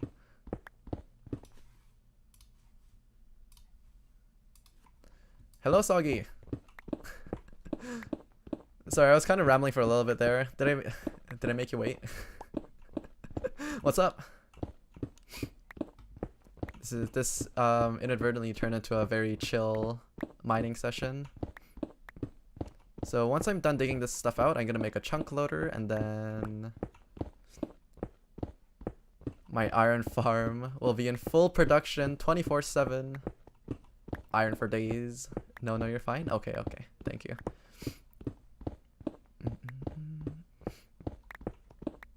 So I copied over a very popular YouTuber's iron farm design, and it turned out that it didn't really work on this server. I don't know if it's just because we're playing a slightly newer version or something, but yeah, after destroying and recreating it many times. It finally works now, so I'm committing to it. Oh, that sucks. Yeah. And other than that, I've basically just been chilling. It's been a kind of a slow day at work, so yeah. And after that was done, I saw that one of my friends was streaming, so I dropped into his channel, played a little bit of Apex with them, and then made some curry, and here I am. Is my inventory completely full again? It is. Okay. Dump this over here.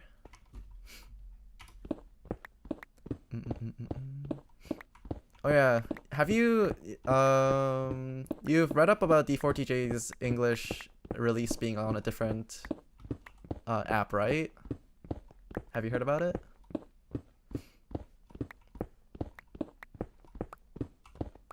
As like, yeah, it's really unfortunate. Like, when they first announced that it was gonna be on the same app, I was like, wait, but what about the licensing issues? I really hoped, I really did, that they could maybe solve something, figure something out, but alas.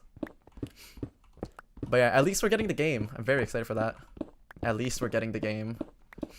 A couple of my friends are waiting on the English translations too, so I have a feeling this is gonna be exciting. I basically only played during the beta for a little while, so I'm kind of just blind to most of the songs as well.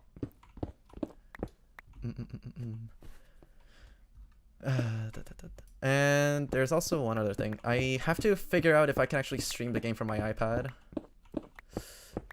because it's been kind of stuttering in Bandori lately, and I don't know if I can stream with it. If I could, then that'd be great, but if not, then it's a completely valid excuse to swipe for one of the new M1 iPad Pros, right?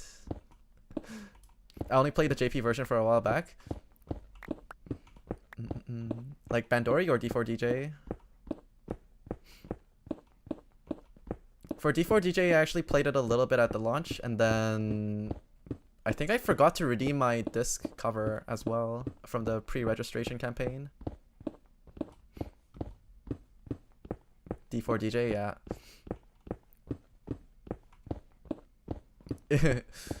There's so many things going on in that game. It's actually really, yeah, it's kind of crazy. Especially coming from Bandori, where things are a lot more straightforward. You have tap, holds, and slides, but then now you have the whole beat map shifting with every bass drop and everything, with every record scratch.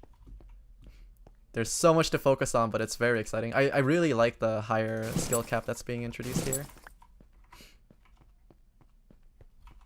I've been playing way too much Project Sekai. I've heard about it. Project Sekai. Oh, this is the one with Miku. I was interested in this one. Yeah. Maybe I should try it out too.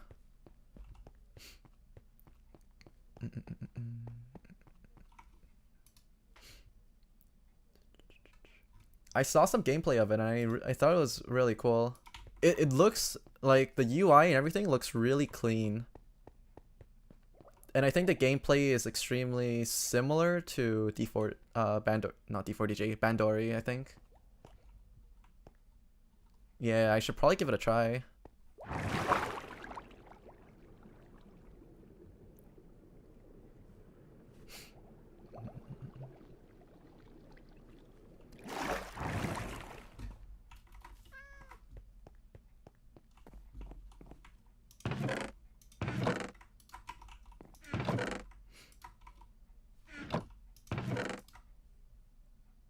It's like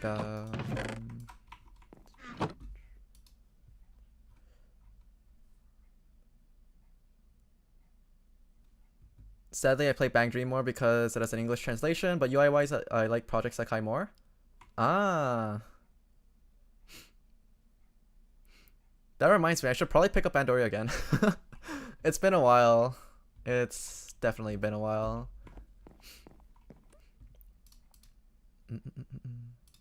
There was one point where I went for a title, and then it kind of burned me out because it was one of the grindy titles, not the EX ones. EX ones I could probably just get in one sitting, but yeah, the man, yeah, those grindy top 100 titles. I think I got top 100 in NA once.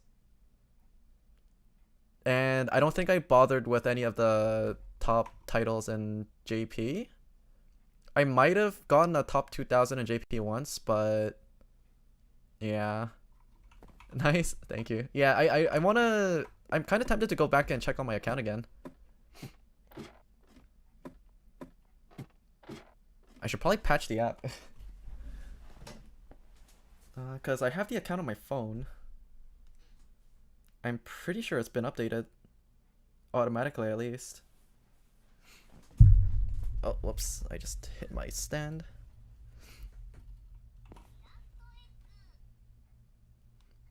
I have to make sure to... actually, muting this probably doesn't really matter. No, I'm not going to risk it with the music. Yeah, these...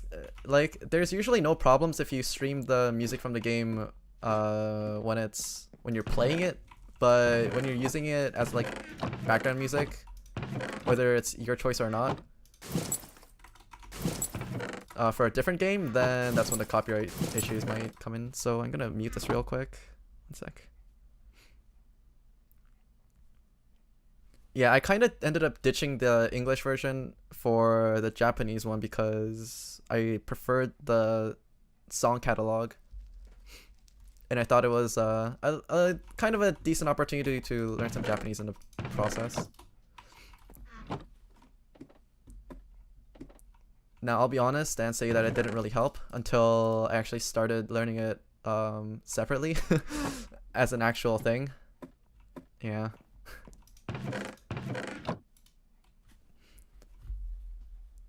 Additional data will be downloaded. Wi-Fi connectivity is recommended. It's 1 gig. I'm hoping the stream doesn't crap itself while it's downloading. It should be fine. Whatever, it'll be fine. This redstone. Actually, I'm almost done clearing out the area below. So what I'm gonna do right now is I'm gonna double check the ingredients list, I guess. For the spawner, the chunk loader. Okay, so for this thing, I'm gonna need 10 obsidian, but I'm gonna be placing the same thing on the opposite side of the nether, so I'm gonna make that 20 obsidian. I need 4 observers, 8 droppers, 2 repeaters, 4 redstone, 4 hoppers, 4 4 minecart hoppers. Okay, okay.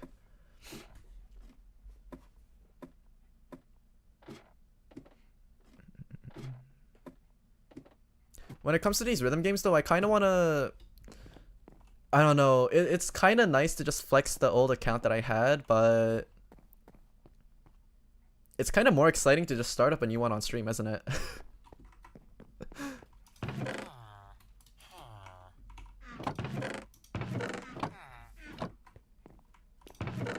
Because I think my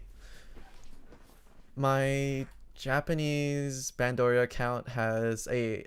I think it's a happy...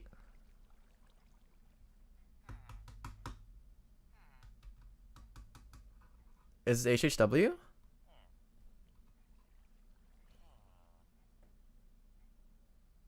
It might have been Hello Happy World, or it could have been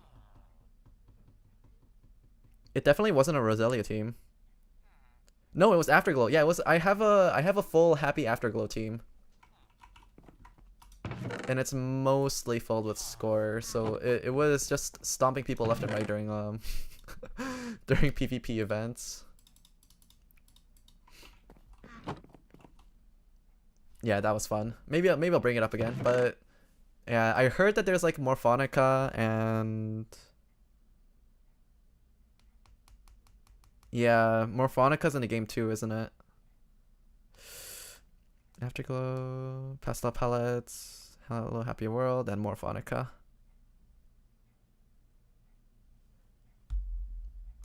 Maybe I should make a new account dedicated to Morphonica. It's tempting, very, very tempting.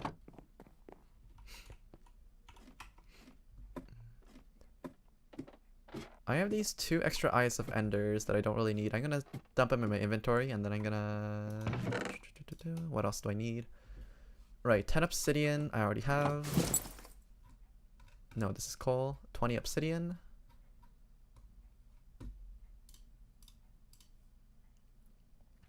I should download JP Bandori. Since you're familiar with all the UI at this point, I think it's... yeah, it's fun.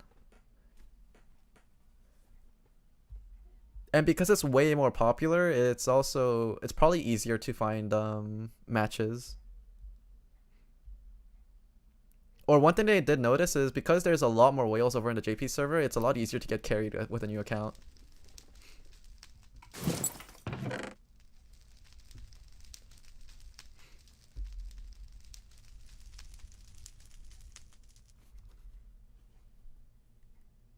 Wait, this new Aya costume is actually not bad. I don't know, there's something about berets that just really work well with anime characters, I think. Like Ui Mama's beret is also really nice. Subaru's is also really nice. There's 99 things in my challenge box. Okay, let's see. Accept all. Oh, that's a lot of studio tickets. Okay. Ooh, there's so many songs too.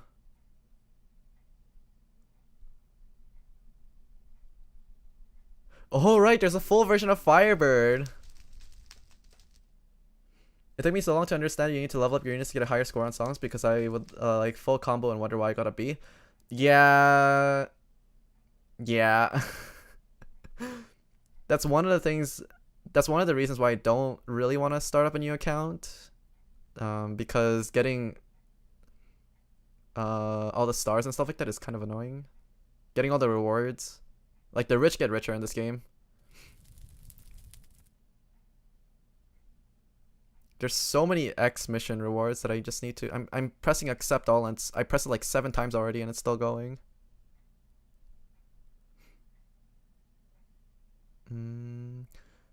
Of all the things in my present box, there was not a single extra star. So I don't think I can... Ooh, there's free play, though. Capitalism be like... True. Morphonica free 1 play gacha. Okay. It's yellow glow sticks. Okay.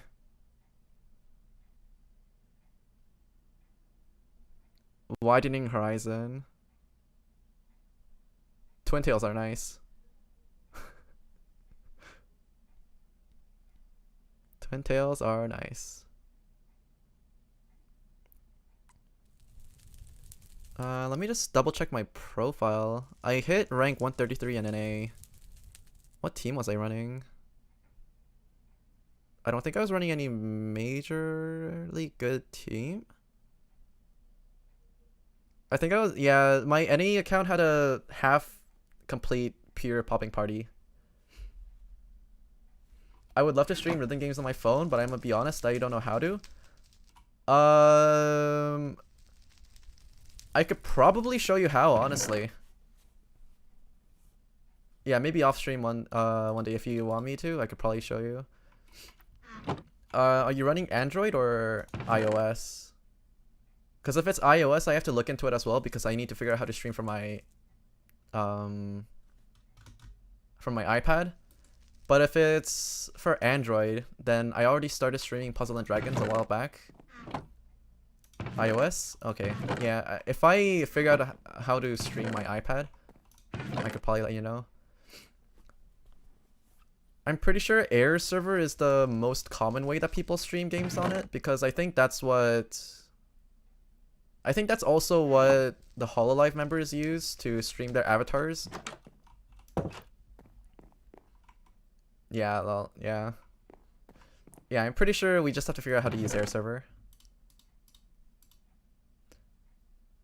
Because I think Air server is like a one-time payment of like $20 as well, so it's not too expensive.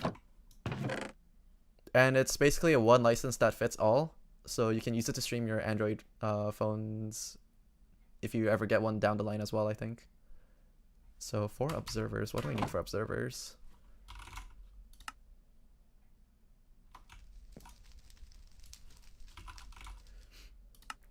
Observers requires redstone dust, nether quartz. I need more redstone. So I need 8 for 4.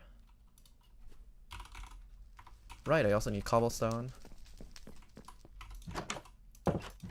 Yeah, 20 bucks is... I don't know, it's like I'm getting kind of jarred by a lot of streaming equipment prices. And of all the things... Yeah, because it costs 20 bucks, it's honestly not that bad. Especially since all I've been playing especially since all I've been playing recently, it's like Uma Musume and rhythm games. Uma Musume, I feel like I should also get into it because I've read it, I think. Yeah, I read a good amount of it. I actually really liked it. I don't know, there's just... Yeah, streaming equipment is so expensive. Yeah, it really is. Yeah, there's just something about me and sports, anime, and manga that just... It takes the hype level to 11, and I love every single bit of it. I love it so much.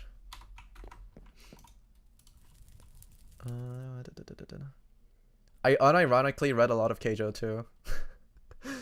Because it just keeps getting better.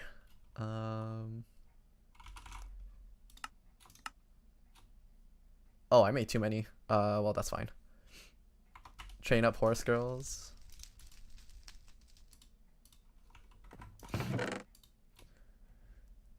And I believe these are 8 droppers.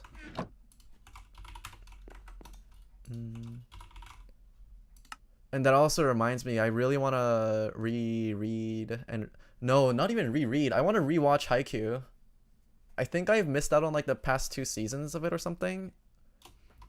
And the animation in that anime is so good. Everything about it just works so well. I can't believe it. And every time that the season's about to end, during the final battle, I'm like on the verge of tears. Keijo is so good, I need to read it. It gets a lot of flack for just being like a complete fan service-y anime kind of thing, but honestly, once you start, if you're into sports manga and stuff like that, once you start reading it, it's like, it's not bad. It kind of grows on you a little bit.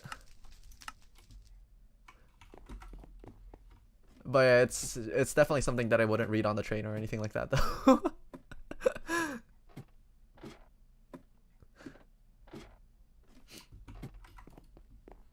Alright, I need to pick up some more redstone. Is that a cat? That's a cat. Wait. Come back. Psst, psst, psst, psst, psst. Yes! Okay, I got another cat.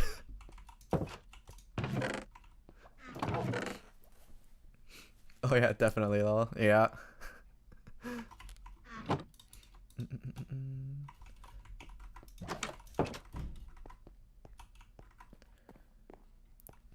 I should probably head back to spawn and buy some more name tags from other players.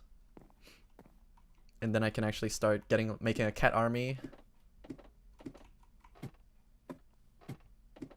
Well, you named the cat. Good question. I actually have 3 cat eggs at this point, I think. Let me just double check.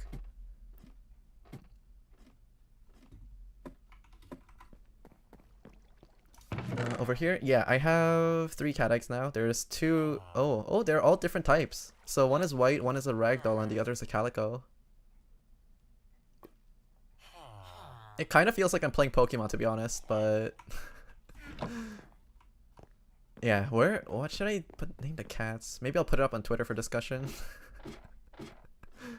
Or maybe if I find something clever.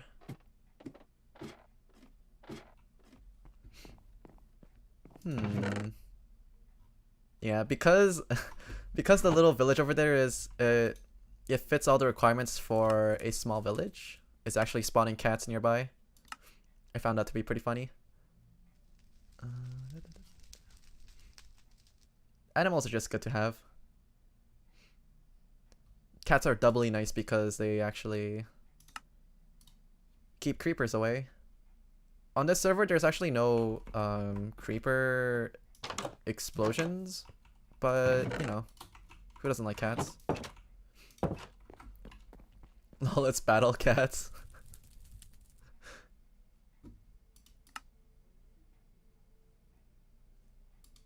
What am I missing? I have quartz, I have stone.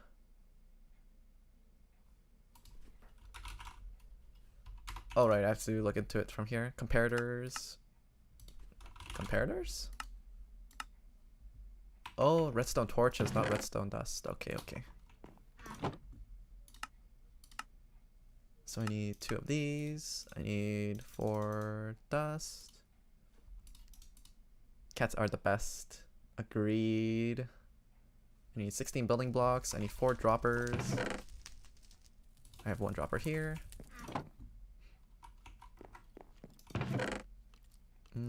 Do I have spare wood just laying around? I have a little bit.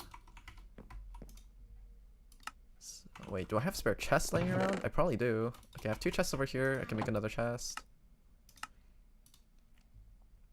I make too many chests by accident way too often.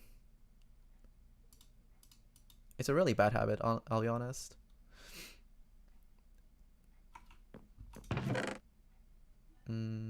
Yeah, it's also why I have so many boats. I actually have 4 boats over here, and I have way more over there. Because I was using them to transport villagers, and every time I forget where I put the boat. So I'll make another one. I'll put the villager away, and then once I break the boat, I look up, and then there's a chest with all my boats, and I just keep forgetting, and that's happened like 5 times. So there's a huge stockpile of just unused boats in that chest over there. My inventory is getting kind of full again. I can stack my iron. I don't need this much redstone dust.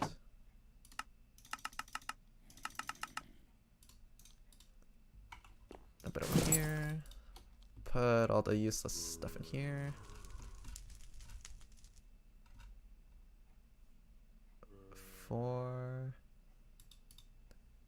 Smooth stone probably looks better. So no, I want this to kind of blend in with the ground, so I'll just use regular stone. What's this? I don't need this cobble. Maybe I do need a little bit of cobble. I'll hold on to this. I need 4 rail tracks. 1, 2, 3, 4. I need a lever.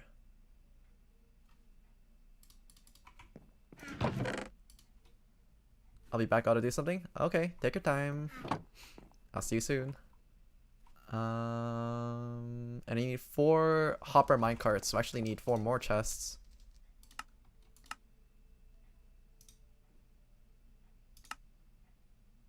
I will be here for a good long while. Yeah, I'm gonna be here for another hour anyways. So 1, 2, 3, 4. And make 4 minecarts with hoppers.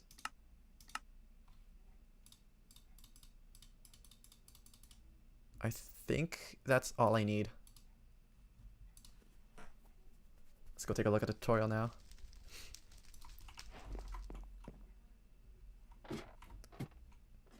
So the perk of having a chunk loader, I mean, one of the good things about building a chunk loader is that you can actually just build it anywhere you want, whether it be as high up as you want or as low as you need it. Because Minecraft currently does not have vertical chunks. As in this entire column over here is 1 chunk. And it's actually causing problems with world gen because this means that the same biome up top applies to the biome very far down below as well. Which means that if there's like a wintry or like snowy biome up top, then at the very bottom and down in caves it's also going to be the same biome, so it's going to take the same grass colors and etc. And the reason why that's bad is because if you want to have more lush caves and stuff like that, then you can't Yeah, because you can't have biomes separated vertically. You can't have like lush caves below and then like snowy areas up top, because that kind of just can't contradicts each other. Because if you were to do something like that, then in the lush caves down below, you're gonna have ice that just freezes up, and that just kind of ruins the whole aesthetic. So I believe in 1.17 with the caves update that's coming up, I'm pretty sure they said that they're gonna address that. So that's gonna be something to look forward to for sure.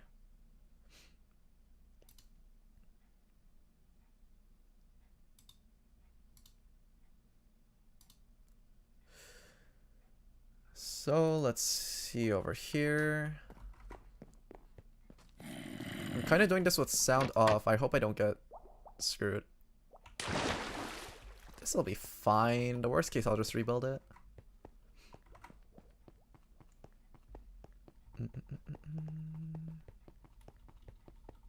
Okay, so we decided that it's gonna be this corner that houses the redstone.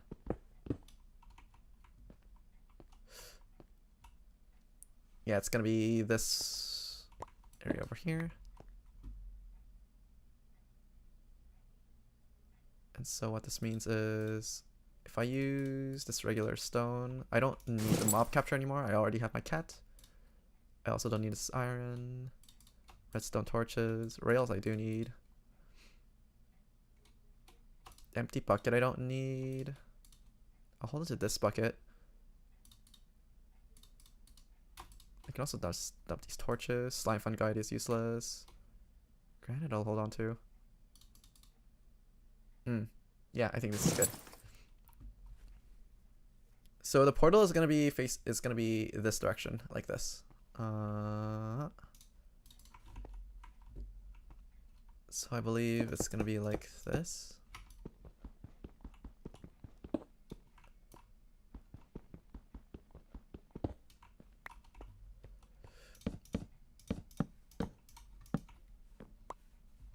Just recollect this. I should probably just get my good axe out. 2, 3. 1, 2, 3.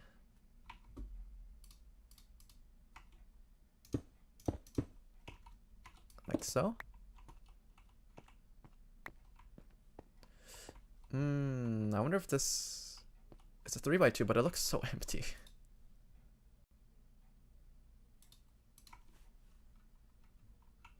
And over here on this side, I'm gonna start building the redstone.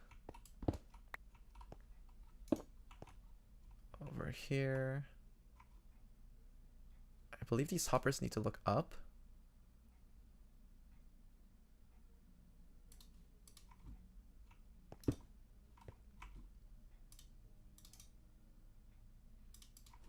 So like 1, 2,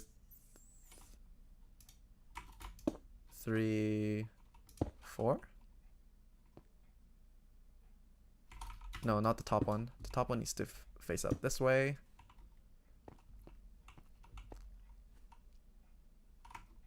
The comparator needs to point out this way. There has to be a redstone dust over here.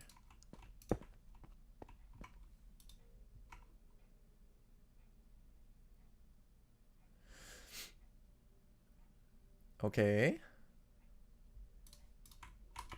Break this block.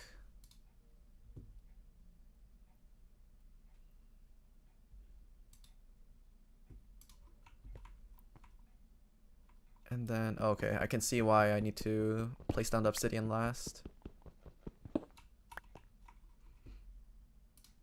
Okay, so grab these. Okay, welcome back.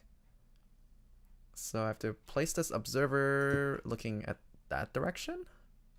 Okay.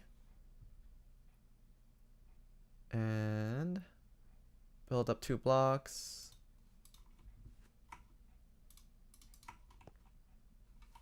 Build up 2 blocks and have it pointing downwards. Is that the right direction? Should be the right direction. Put another redstone on top of that, and then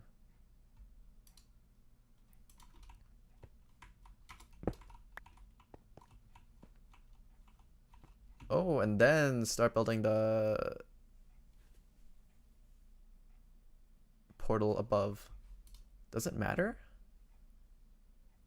I have a feeling it might not matter. And then with the 2 blocks underneath.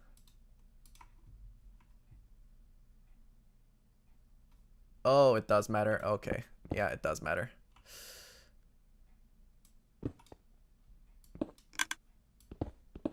No, stop clicking. You are not meant to click. Okay. Take 2. Redstone over here. Block. Dropper, dropper, dropper. Facing out this way. Do I need to break this block?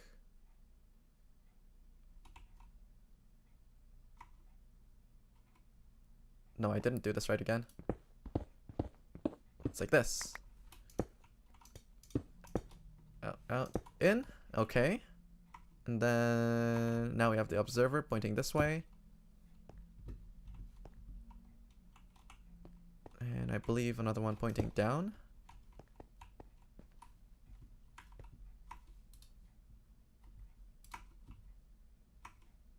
And then did I miss another redstone? There should be another redstone on the top of the observer, I think. Yep, at the top. And then I finish this thing off like this. Then 2 hoppers under... Is it this way? I think it's this way. It should be pointing inside into that hopper, I think. And then like so. And then I believe it's 2 rail tracks and 2 minecarts. And so, if I were to throw just any kind of random item, it gets spat out. Okay, okay, okay. It works, it works, it works, it works.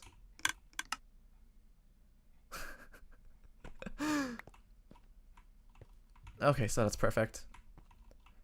So now that we know that works, it's time to repeat this over onto the other side in the nether, I think.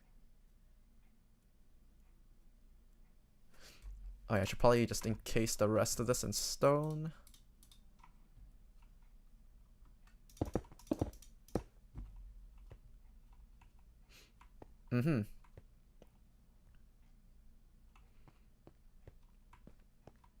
I mean, it's not the prettiest thing in the world, but if it works, it's gonna work.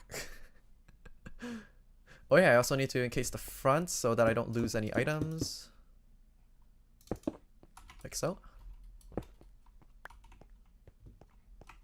And now I believe all I have to do is just repeat the structure over on the other side. Okay, this is far from pretty. I'll be honest, this is way uglier than expected, but this is why we have it off in a corner. So that we can use all this real estate for something that actually looks slightly better than whatever that abomination is.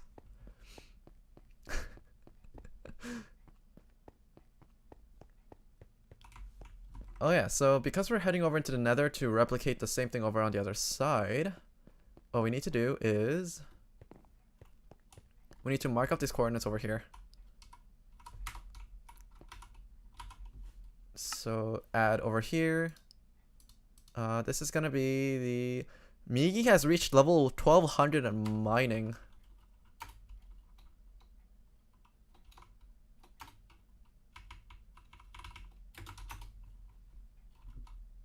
That is a lot. Wow. Damn, I wish my mining level is that high. Anyways, yeah. So we need to keep track of where this coordinate is. So we're gonna add a coordinate, and we're gonna call it the chunk loader iron farm, and this is gonna be for the overworld. So just to make sure, I'm gonna take a screenshot of this. And over on my paint.net. Right. It's not copied to my paste clipboard. Screenshots.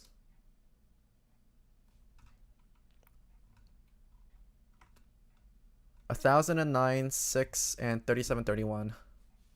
1009, 6, 3731. Okay. So I have to divide the coordinates by 8 and repeat the same process over on the other side in another. Do I not have flint and steel?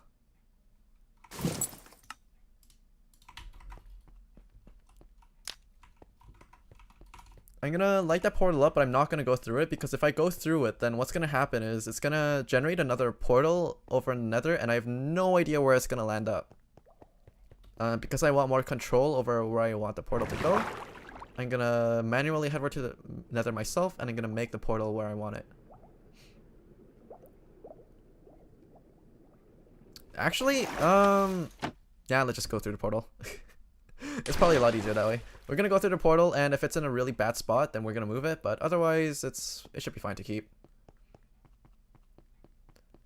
Because another concern I have about having the portal generate randomly is because if it connects over to my overworld portal, then my spawn thing would break. I think that's what might happen. That is indeed what happened. Ow.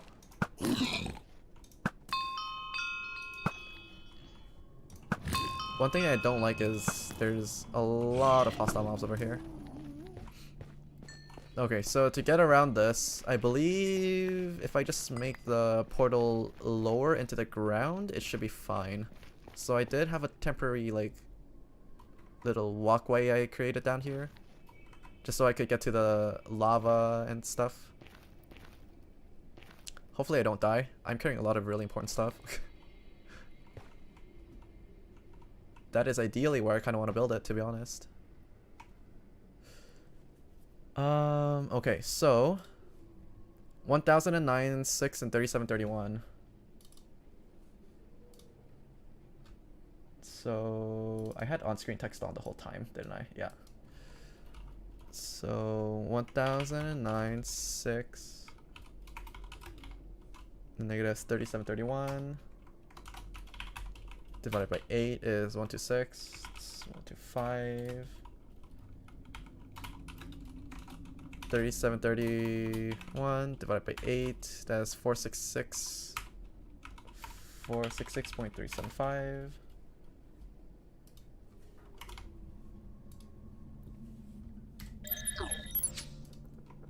And those are the exact coordinates where I want it.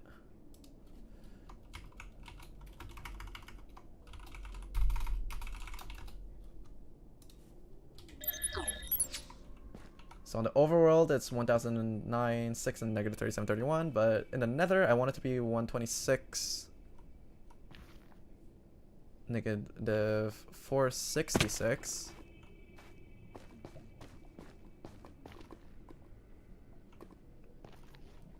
-126, negative 466. I basically want to have it deep into the ground over here.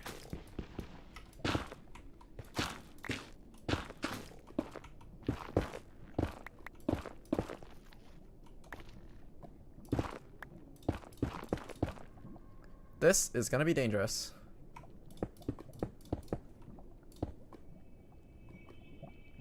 Just want to ask, what's your favorite enchantment? For vanilla Minecraft, I gotta say Fortune. It's most definitely Fortune. I'm all about that value. God, I hate the nether in Minecraft. The nether in Minecraft got so much scarier after the nether update. This is because I kind of went on a kind of long Minecraft hiatus of sorts. So this is kind of my first time experiencing the nether. I haven't really done any like hoglin trading or anything like that. But yeah, I like in the old nether, right? You'd be kind of safe just exploring about with iron armor. You didn't really have too much to worry about because gas couldn't really hurt you. Wither skeletons are easily parryable and stuff like that. But then with hoglins, no, that doesn't fly. You are in for a beating if you try to do anything with iron armor. Even the boars are gonna kill you. It's so scary and stressful to go by yourself. Yep. Especially because I'm carrying like my entire life savings in Minecraft right now. Whatever, it'll be fine. If I die over here, it's gonna be free content anyways, whatever. 1009. So 126, 125, and 466. Hoglins and boars give me such a panic attack, yeah. I think for hoglins, I heard that there's a way to kind of get around them. Hoglins, I believe you can just wear gold armor. And for the boars, I think they naturally walk away from warped fungi or something like that. There's a type of nether fungus that you can place around your buildings to keep them away. But then again, I'm not really too focused on that because I am kind of geared out in all diamond anyway, so it's, yeah, I'm not really gonna die too easily. So 1009, 123. I still need to go a ways down further. Now is not the time to be branching out to the side like this. Not yet.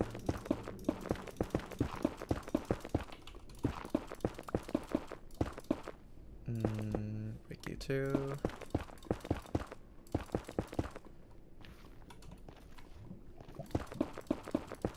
They did a really good job with the sound design in the new Nether though. With the different Nether biomes having completely different like feels to them. The atmosphere, the way that it changes between them is done really smoothly and really well, in my opinion. I think it's a huge upgrade over what we had before. Because the old Minecraft Nether it kind of just stays in my mind as something like, okay, here it comes. Yeah, it kind of just stays in my mind as something like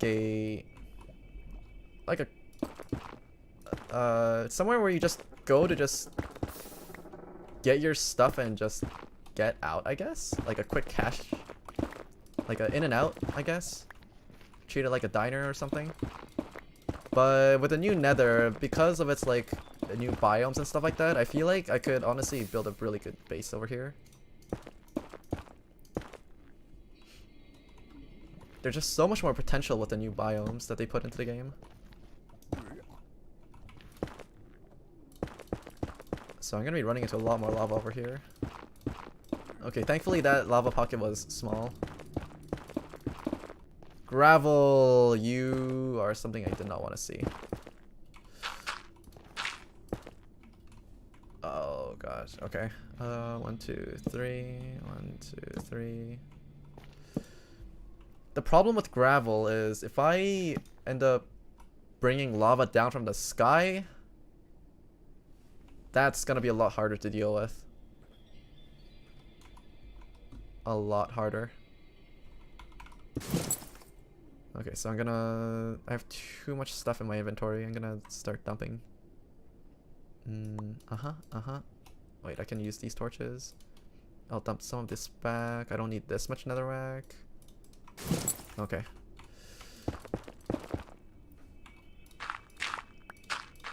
Yeah, the Nether, especially right now, is a place where you definitely do not want to dig straight up. No. That does not fly here. So 462, 463.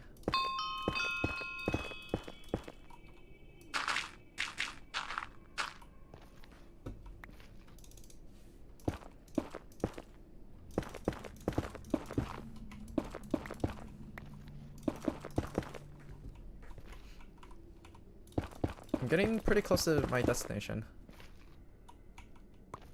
120. Yeah, I just have to get it to the right height and I can build to the right. So 464, 463, 465, 466. It should be one more block.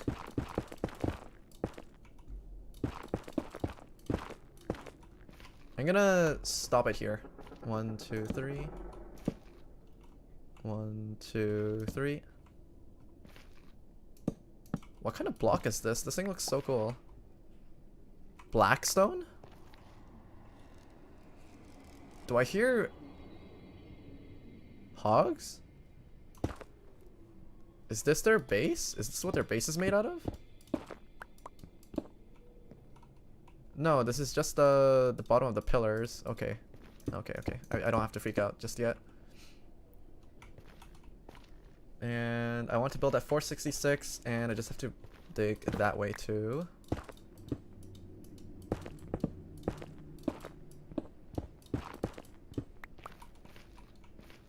$125, $126. This is gonna be the portal.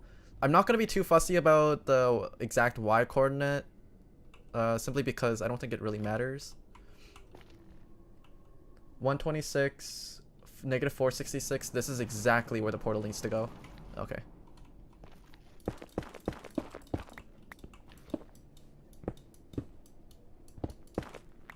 So just dig this stuff out. Just so I can get a reference frame, I'm just gonna stick the portal over here. Actually, we could probably just test it out right now. Let's see if we can just go through it. Wait. Even better, what if we throw an item through? If it returns back to us, then that means we did it right. It returned! See? It's back, it's back, it's back, it's back. Look, look, look, look, look, look. I throw it in there. And it's back! Wait, so this works. It actually works. Okay, so I don't have to do too much tinkering with this. It's perfect.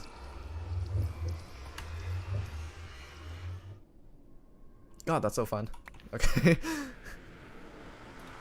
Okay, we know it works, we know it works, we know it works. Okay, so I just have to replicate the same structure that I made on the other side. This time again, over here. So just break the portal frame.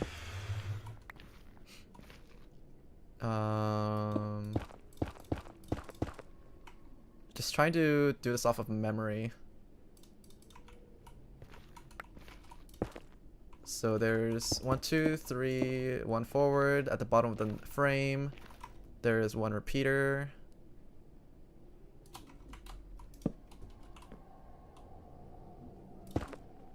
I believe there's 1 redstone dust over here. There's 2 observers, 1 pointing into this redstone. Whoops. 1 pointing into this redstone and 1 pointing upwards. Get rid of this. There's a piece of redstone on top. And then there's the 2 obsidian over here. I need a little bit more room to work with. And then down here we have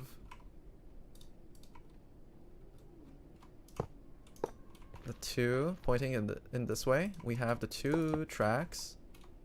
We have the minecart with hopper over here and another one over here. And I'm trying to think if there's anything else that we're missing. That used up all my resources, so I think that's it. The only thing that I have left is a lever. And I'm pretty sure that's to disable the thing in case I don't need to use it anymore. So pop the flint and steel. Let's just try it out again.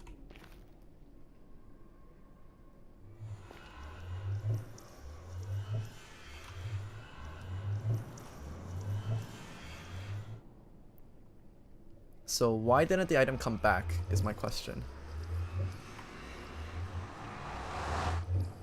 Okay, it came through here. Did it get spat out again already?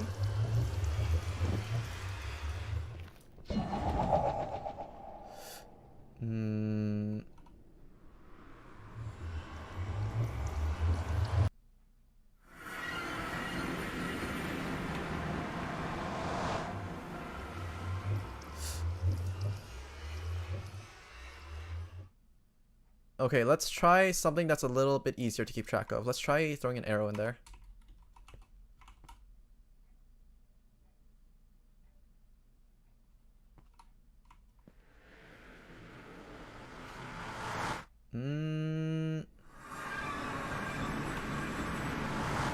So where did that arrow go?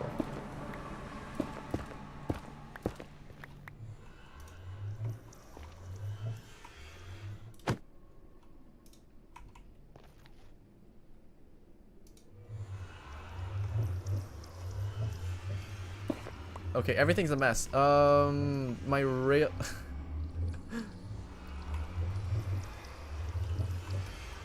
Greetings from Nara. Greetings. Hello, Boots.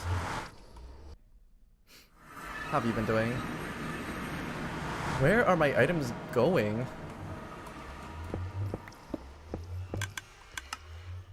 What?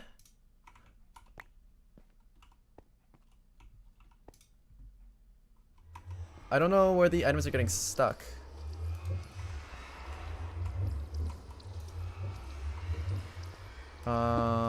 It's not in this. Are you here? Are you here? Are you here? Are you here?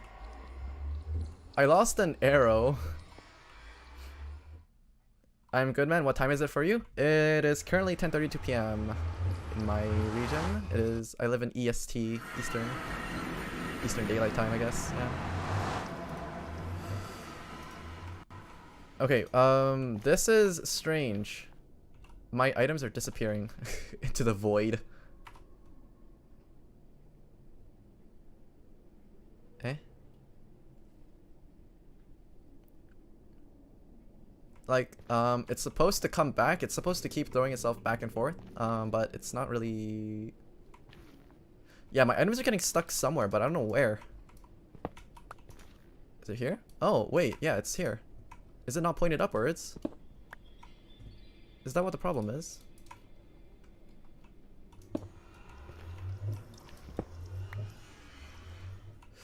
Let me just redesign this real quick.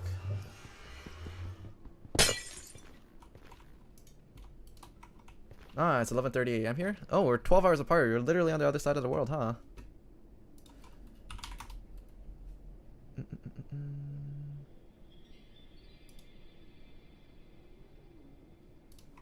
Yeah, if I if I dug a tunnel straight down, then we'd be able to meet. How romantic. This thing needs to go. Dropper. I think this is how it's supposed to go.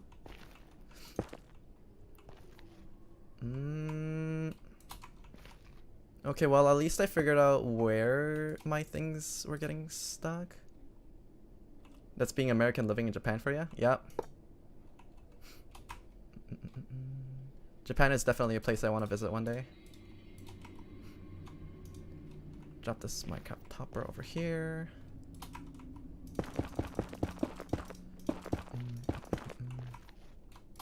Obsidian.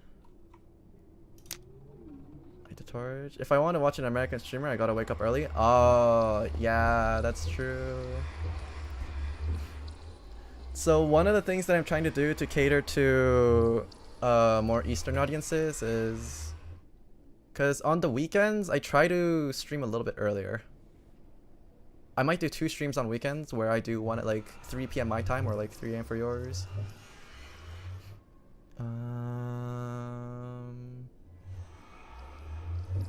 Yeah, because if I stream at 8 p.m. and I usually do it until 11, then it's like 8 to 11, you can't really catch anyone during those hours. Unless they're like working from home. Before 8 for me. Yeah, even then it's kind of messed up. Yeah, if I really wanted to do something like a Japanese study stream, then I feel like I would have to probably pull back my streaming schedule on weekends until it's like, I don't know, maybe like 10 a.m. Like when it's like right after breakfast, I would have to start streaming. I think it would be a pretty good opportunity to meet new people, though. I think it would be really fun if I were to do that one day. I have a lot of studying I need to catch up on. Oh, wait. Is it working now?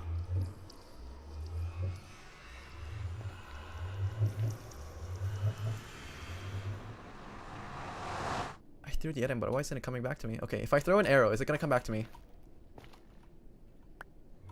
Okay, if I throw an arrow, if I wait a little bit longer, is it gonna keep coming back to me? Just give it a second. Hello?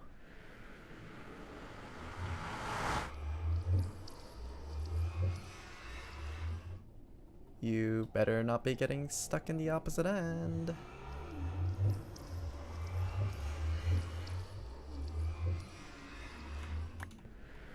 Wait, there's the netherite that I popped out. Okay, time to do a little bit more detective work. No, it's actually not getting stuck in this hopper. It's not getting stuck in this hopper. It might be stuck in the other side. I'm gonna go. Okay. I subbed though. Thanks for the sub. I'll see you around, Boots the Cat. It's been nice talking to ya.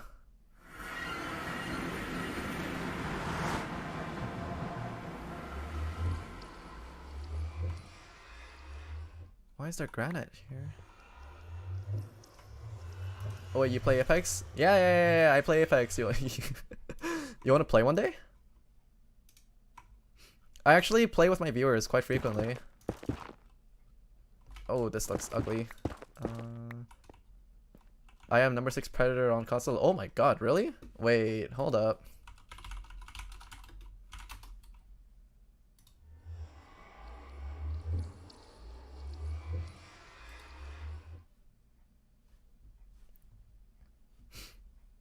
Wow.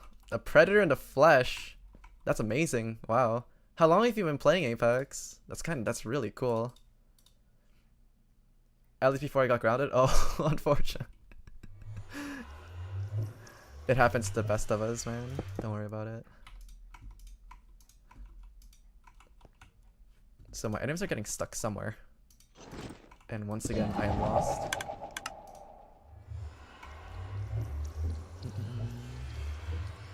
Probably down to Dam Masters now. I started season 2. Oh, okay. Nice, cool. But are you excited for season 9? The Bocheck Bow arenas. I think the map rotation for the season 9 is gonna be a lot more exciting than what we have right now, with World's Edge and Infested Olympus. I probably can't cover this up, can I? Can I? I still have no idea where one of my arrows went. Yeah, I think it'll be fun.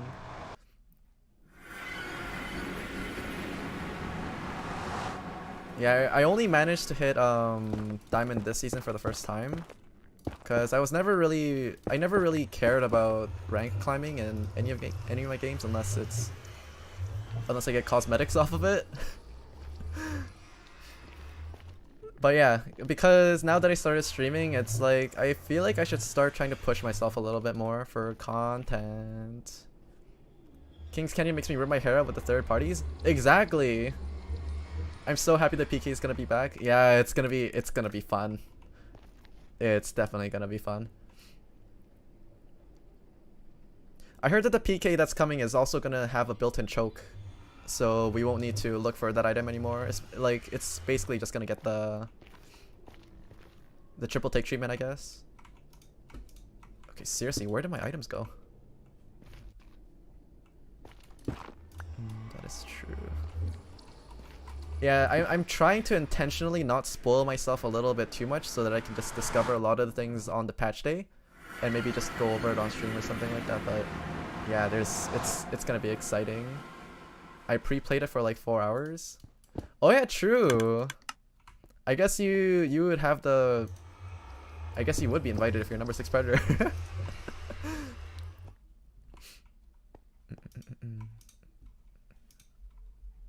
I've just been hearing other like North American streamers complain about the Bocheck bow. Saying that it's gonna be the most annoying weapon in competitive because if 3 people run it, then it's basically a silent Kraber. What do you think about that?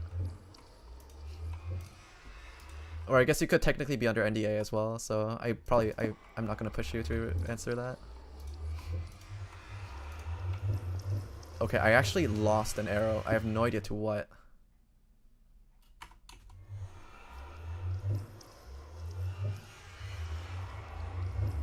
My items are getting caught in the void. Wait, is it going to the spawner above? No way. Oh, the Bocheck was annoying. It's like, on one hand, I'm kind of excited to watch all the people make like exciting plays with it. But on the other hand, I don't want to be on the receiving end of it.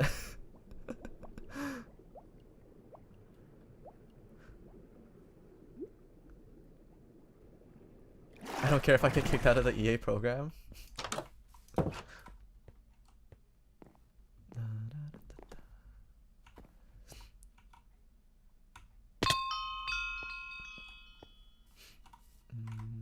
Let's just check the portal here to make sure that there's no items getting lost in...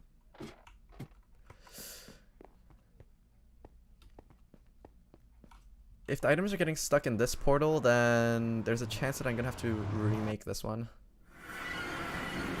No, the items aren't here. Portal is working properly, it's linked up. By the way, say goodbye to sniper ammo finally. Oh yeah, that was one of the things that I got spoiled on. It turns into like marksman ammo or something. It's something like that, right? Where all the snipers and the bows and like, is it like the scout as well that's being gathered into it or something? I wasn't too sure about that.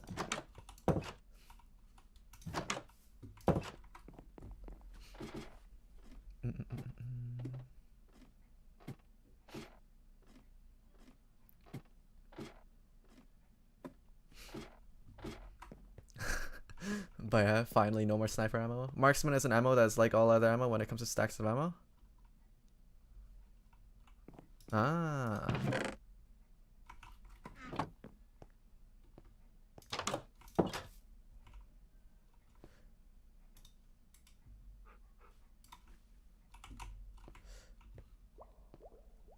Okay, after I enclose this, what do I need to do?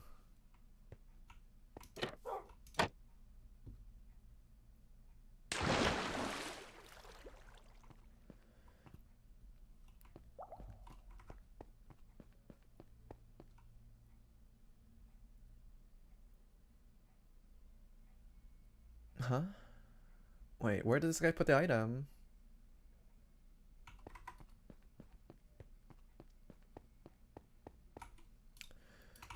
Oh, okay. So that's where the lever goes.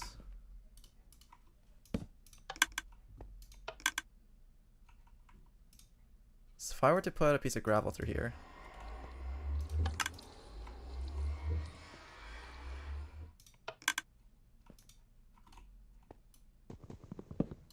Sentinel, longbow, charge rifle, 33 repeater, G7 scout, bowcheck bow.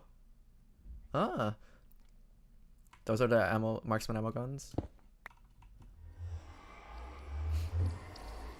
Yeah, I think I prefer it this way, honestly.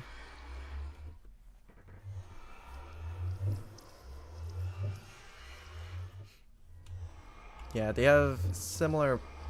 Wait, but if the charge rifle uses marksman ammo, then... Because previously, sniper ammo had a lower stack count, right? But then, is marksman ammo the same? Or does it stack up to 60? So if it's the same as all the other ammo types when it comes to when it comes to stacks of ammo, then if it stacks to 60, then doesn't the charge rifle get like a whole lot more shots to go off of? Kinda. Or I guess the other sniper rifles also have a lot less inventory space required for marksmen's.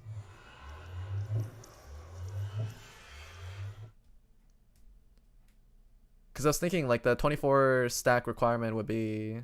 By the way, the bowcheck uses marksman hop-ups, but it uses special arrows.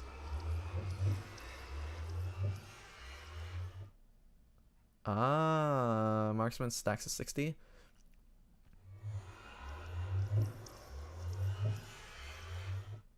Then I'm guessing the charge rifle clip, like magazine size, is also going to be adjusted accordingly.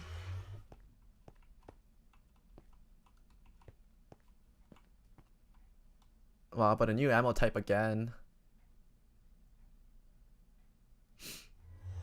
It's interesting. Charge is still at 8.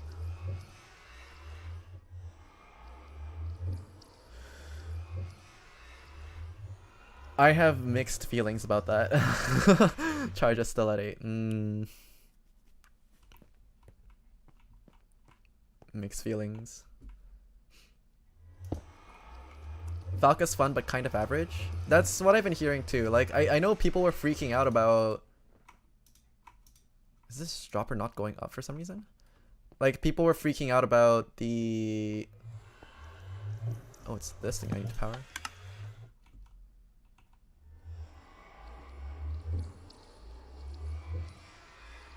Yeah, people are freaking out thinking that the Q is gonna be like game ruining, but that's not really the case, is it? I heard that the Q is just like annoying and it's good to get people out of cover and mostly is stun, but yeah, I heard that she's not that bad to play against. I'm still gonna main Wraith either way, I see.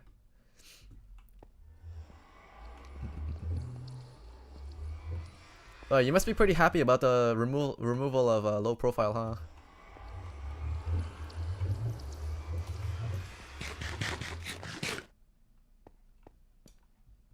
Q is basically a little bit better than Fuse Tactical? Oh, I see.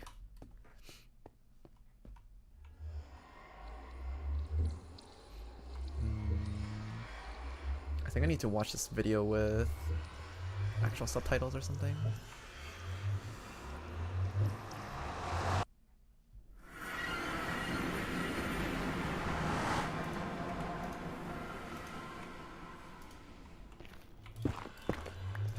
Seriously, where are my items going? I still have no idea where my arrow went. It's gone into the ether.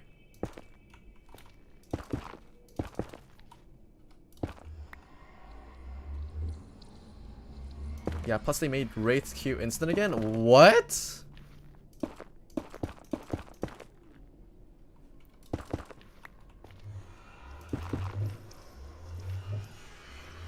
Okay.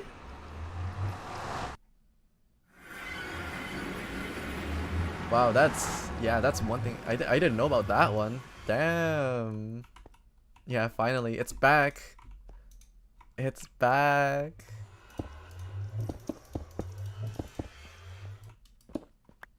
Wow, that's really big news actually. Yeah, I didn't know about that one. That's kind of sick.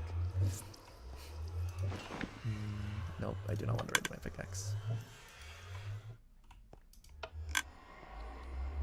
So if I have to throw this piece of stone. Why aren't you coming back to me? They're talking about waiting till mid-season, but it was like that in playtesting. Oh, I see.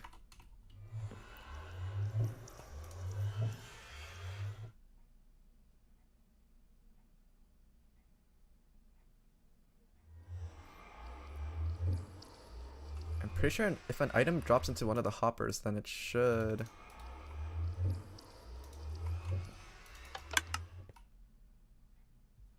circle back, I think.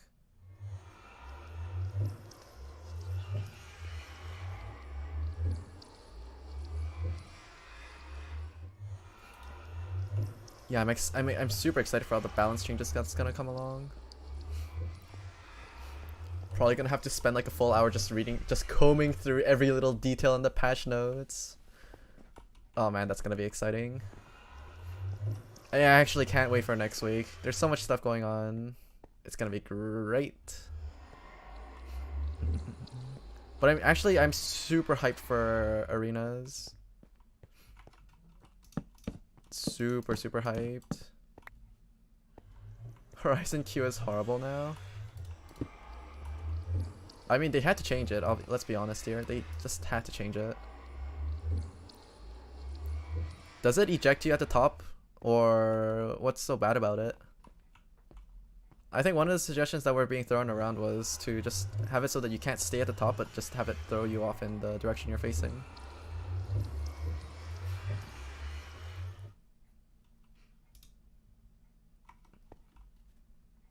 If I throw a stake into the nether, what's it gonna come back as? Is it gonna come back?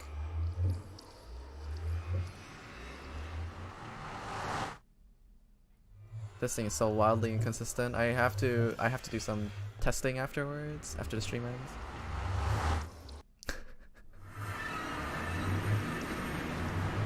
You can barely strafe and you don't have accuracy even if you aim.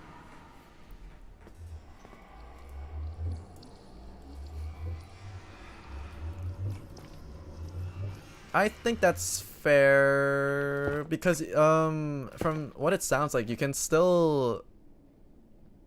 Oh, I guess the you can't barely strafe part is what's that's the big nerf, huh? Because I was thinking it's like one of the more annoying things is the fact that you get so much mobility while healing, jiggling up in the air like that. But if that's the case, then huh?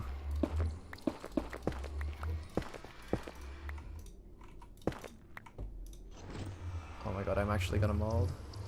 I have no idea. Okay, I got my steak back somehow, but how? What the hell is going on here? Hold up, I gotta get back to work. Peace out. Alright, see ya. See you around. Thanks for a sub. Are you getting stuck in here?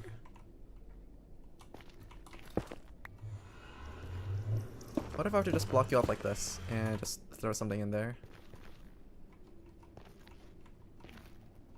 Are you gonna come back?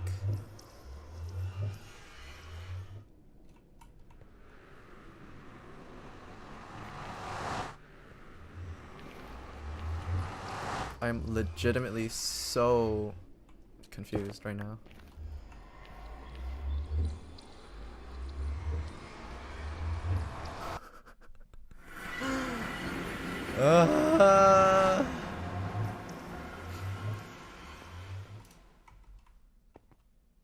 Okay, time to check the sides again. So now you decide to click. Okay, that's it. I'm gonna... That's it. I'm done with this for now. Nope. Whoops, not hitboxes. Chunk borders. Hide those. Oh yeah, I don't even need to take this. My brain is fried. I'm gonna look over the tutorial one more time after the stream is over. Oh my god. You were destined for greatness. You were meant to give me infinite iron. How could you? Let's just double check the iron. I mean, it's still going, slowly but surely. Yeah, I might need to just AFK here while working from now on. But if the chunk loader works, then I won't even need to be anywhere close to here. Yeah, I have to get the chunk loader to work. And then once I get that chunk loader to work, I can get it working on other farms as well. And then it's gonna be great. The bamboo that I've been growing is growing really tall as well. Wait, but that bamboo isn't nearly as tall. I guess the chunks haven't been loaded for it to grow long enough. This is gonna give a lot of EXP once I cut it down. I should probably start replanting some of this stuff as well. The way that some of this just keeps dying out is frustrating me. I don't know what's causing it. Maybe it's because if I'm right-clicking too quickly, it doesn't register on the server side, and if I just exit out and re-log in, it's not there. That might be it, because I've been using an auto-clicker to plant those much faster. I'll have to do a test on that. But anyways, yeah. I'm so glad that this iron farm actually works now. So many possibilities. It's like getting into a game and then you just unlock a new tier of civilization. Because now I can just experiment with a whole bunch of slime fun stuff now that I actually have a consistent source of iron and I don't need to burn through my ore stash.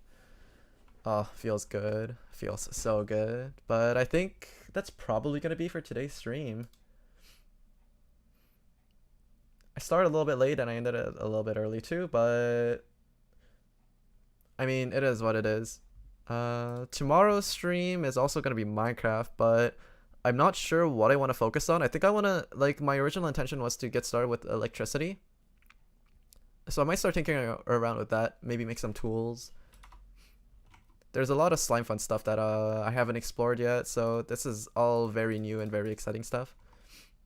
So with that being said, thank you all for dropping by for this stream, and if you like the video, please consider dropping a like the video if you like the stream, I guess.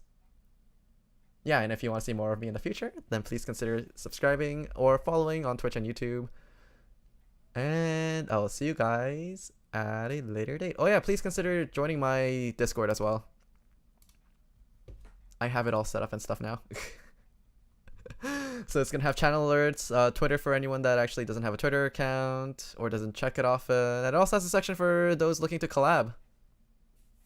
Yeah, so that's gonna be really cool stuff. Anyways, thank you all for dropping by, and I'll see you guys later, or tomorrow, I guess. Yeah, tomorrow. Bye. Bye bye.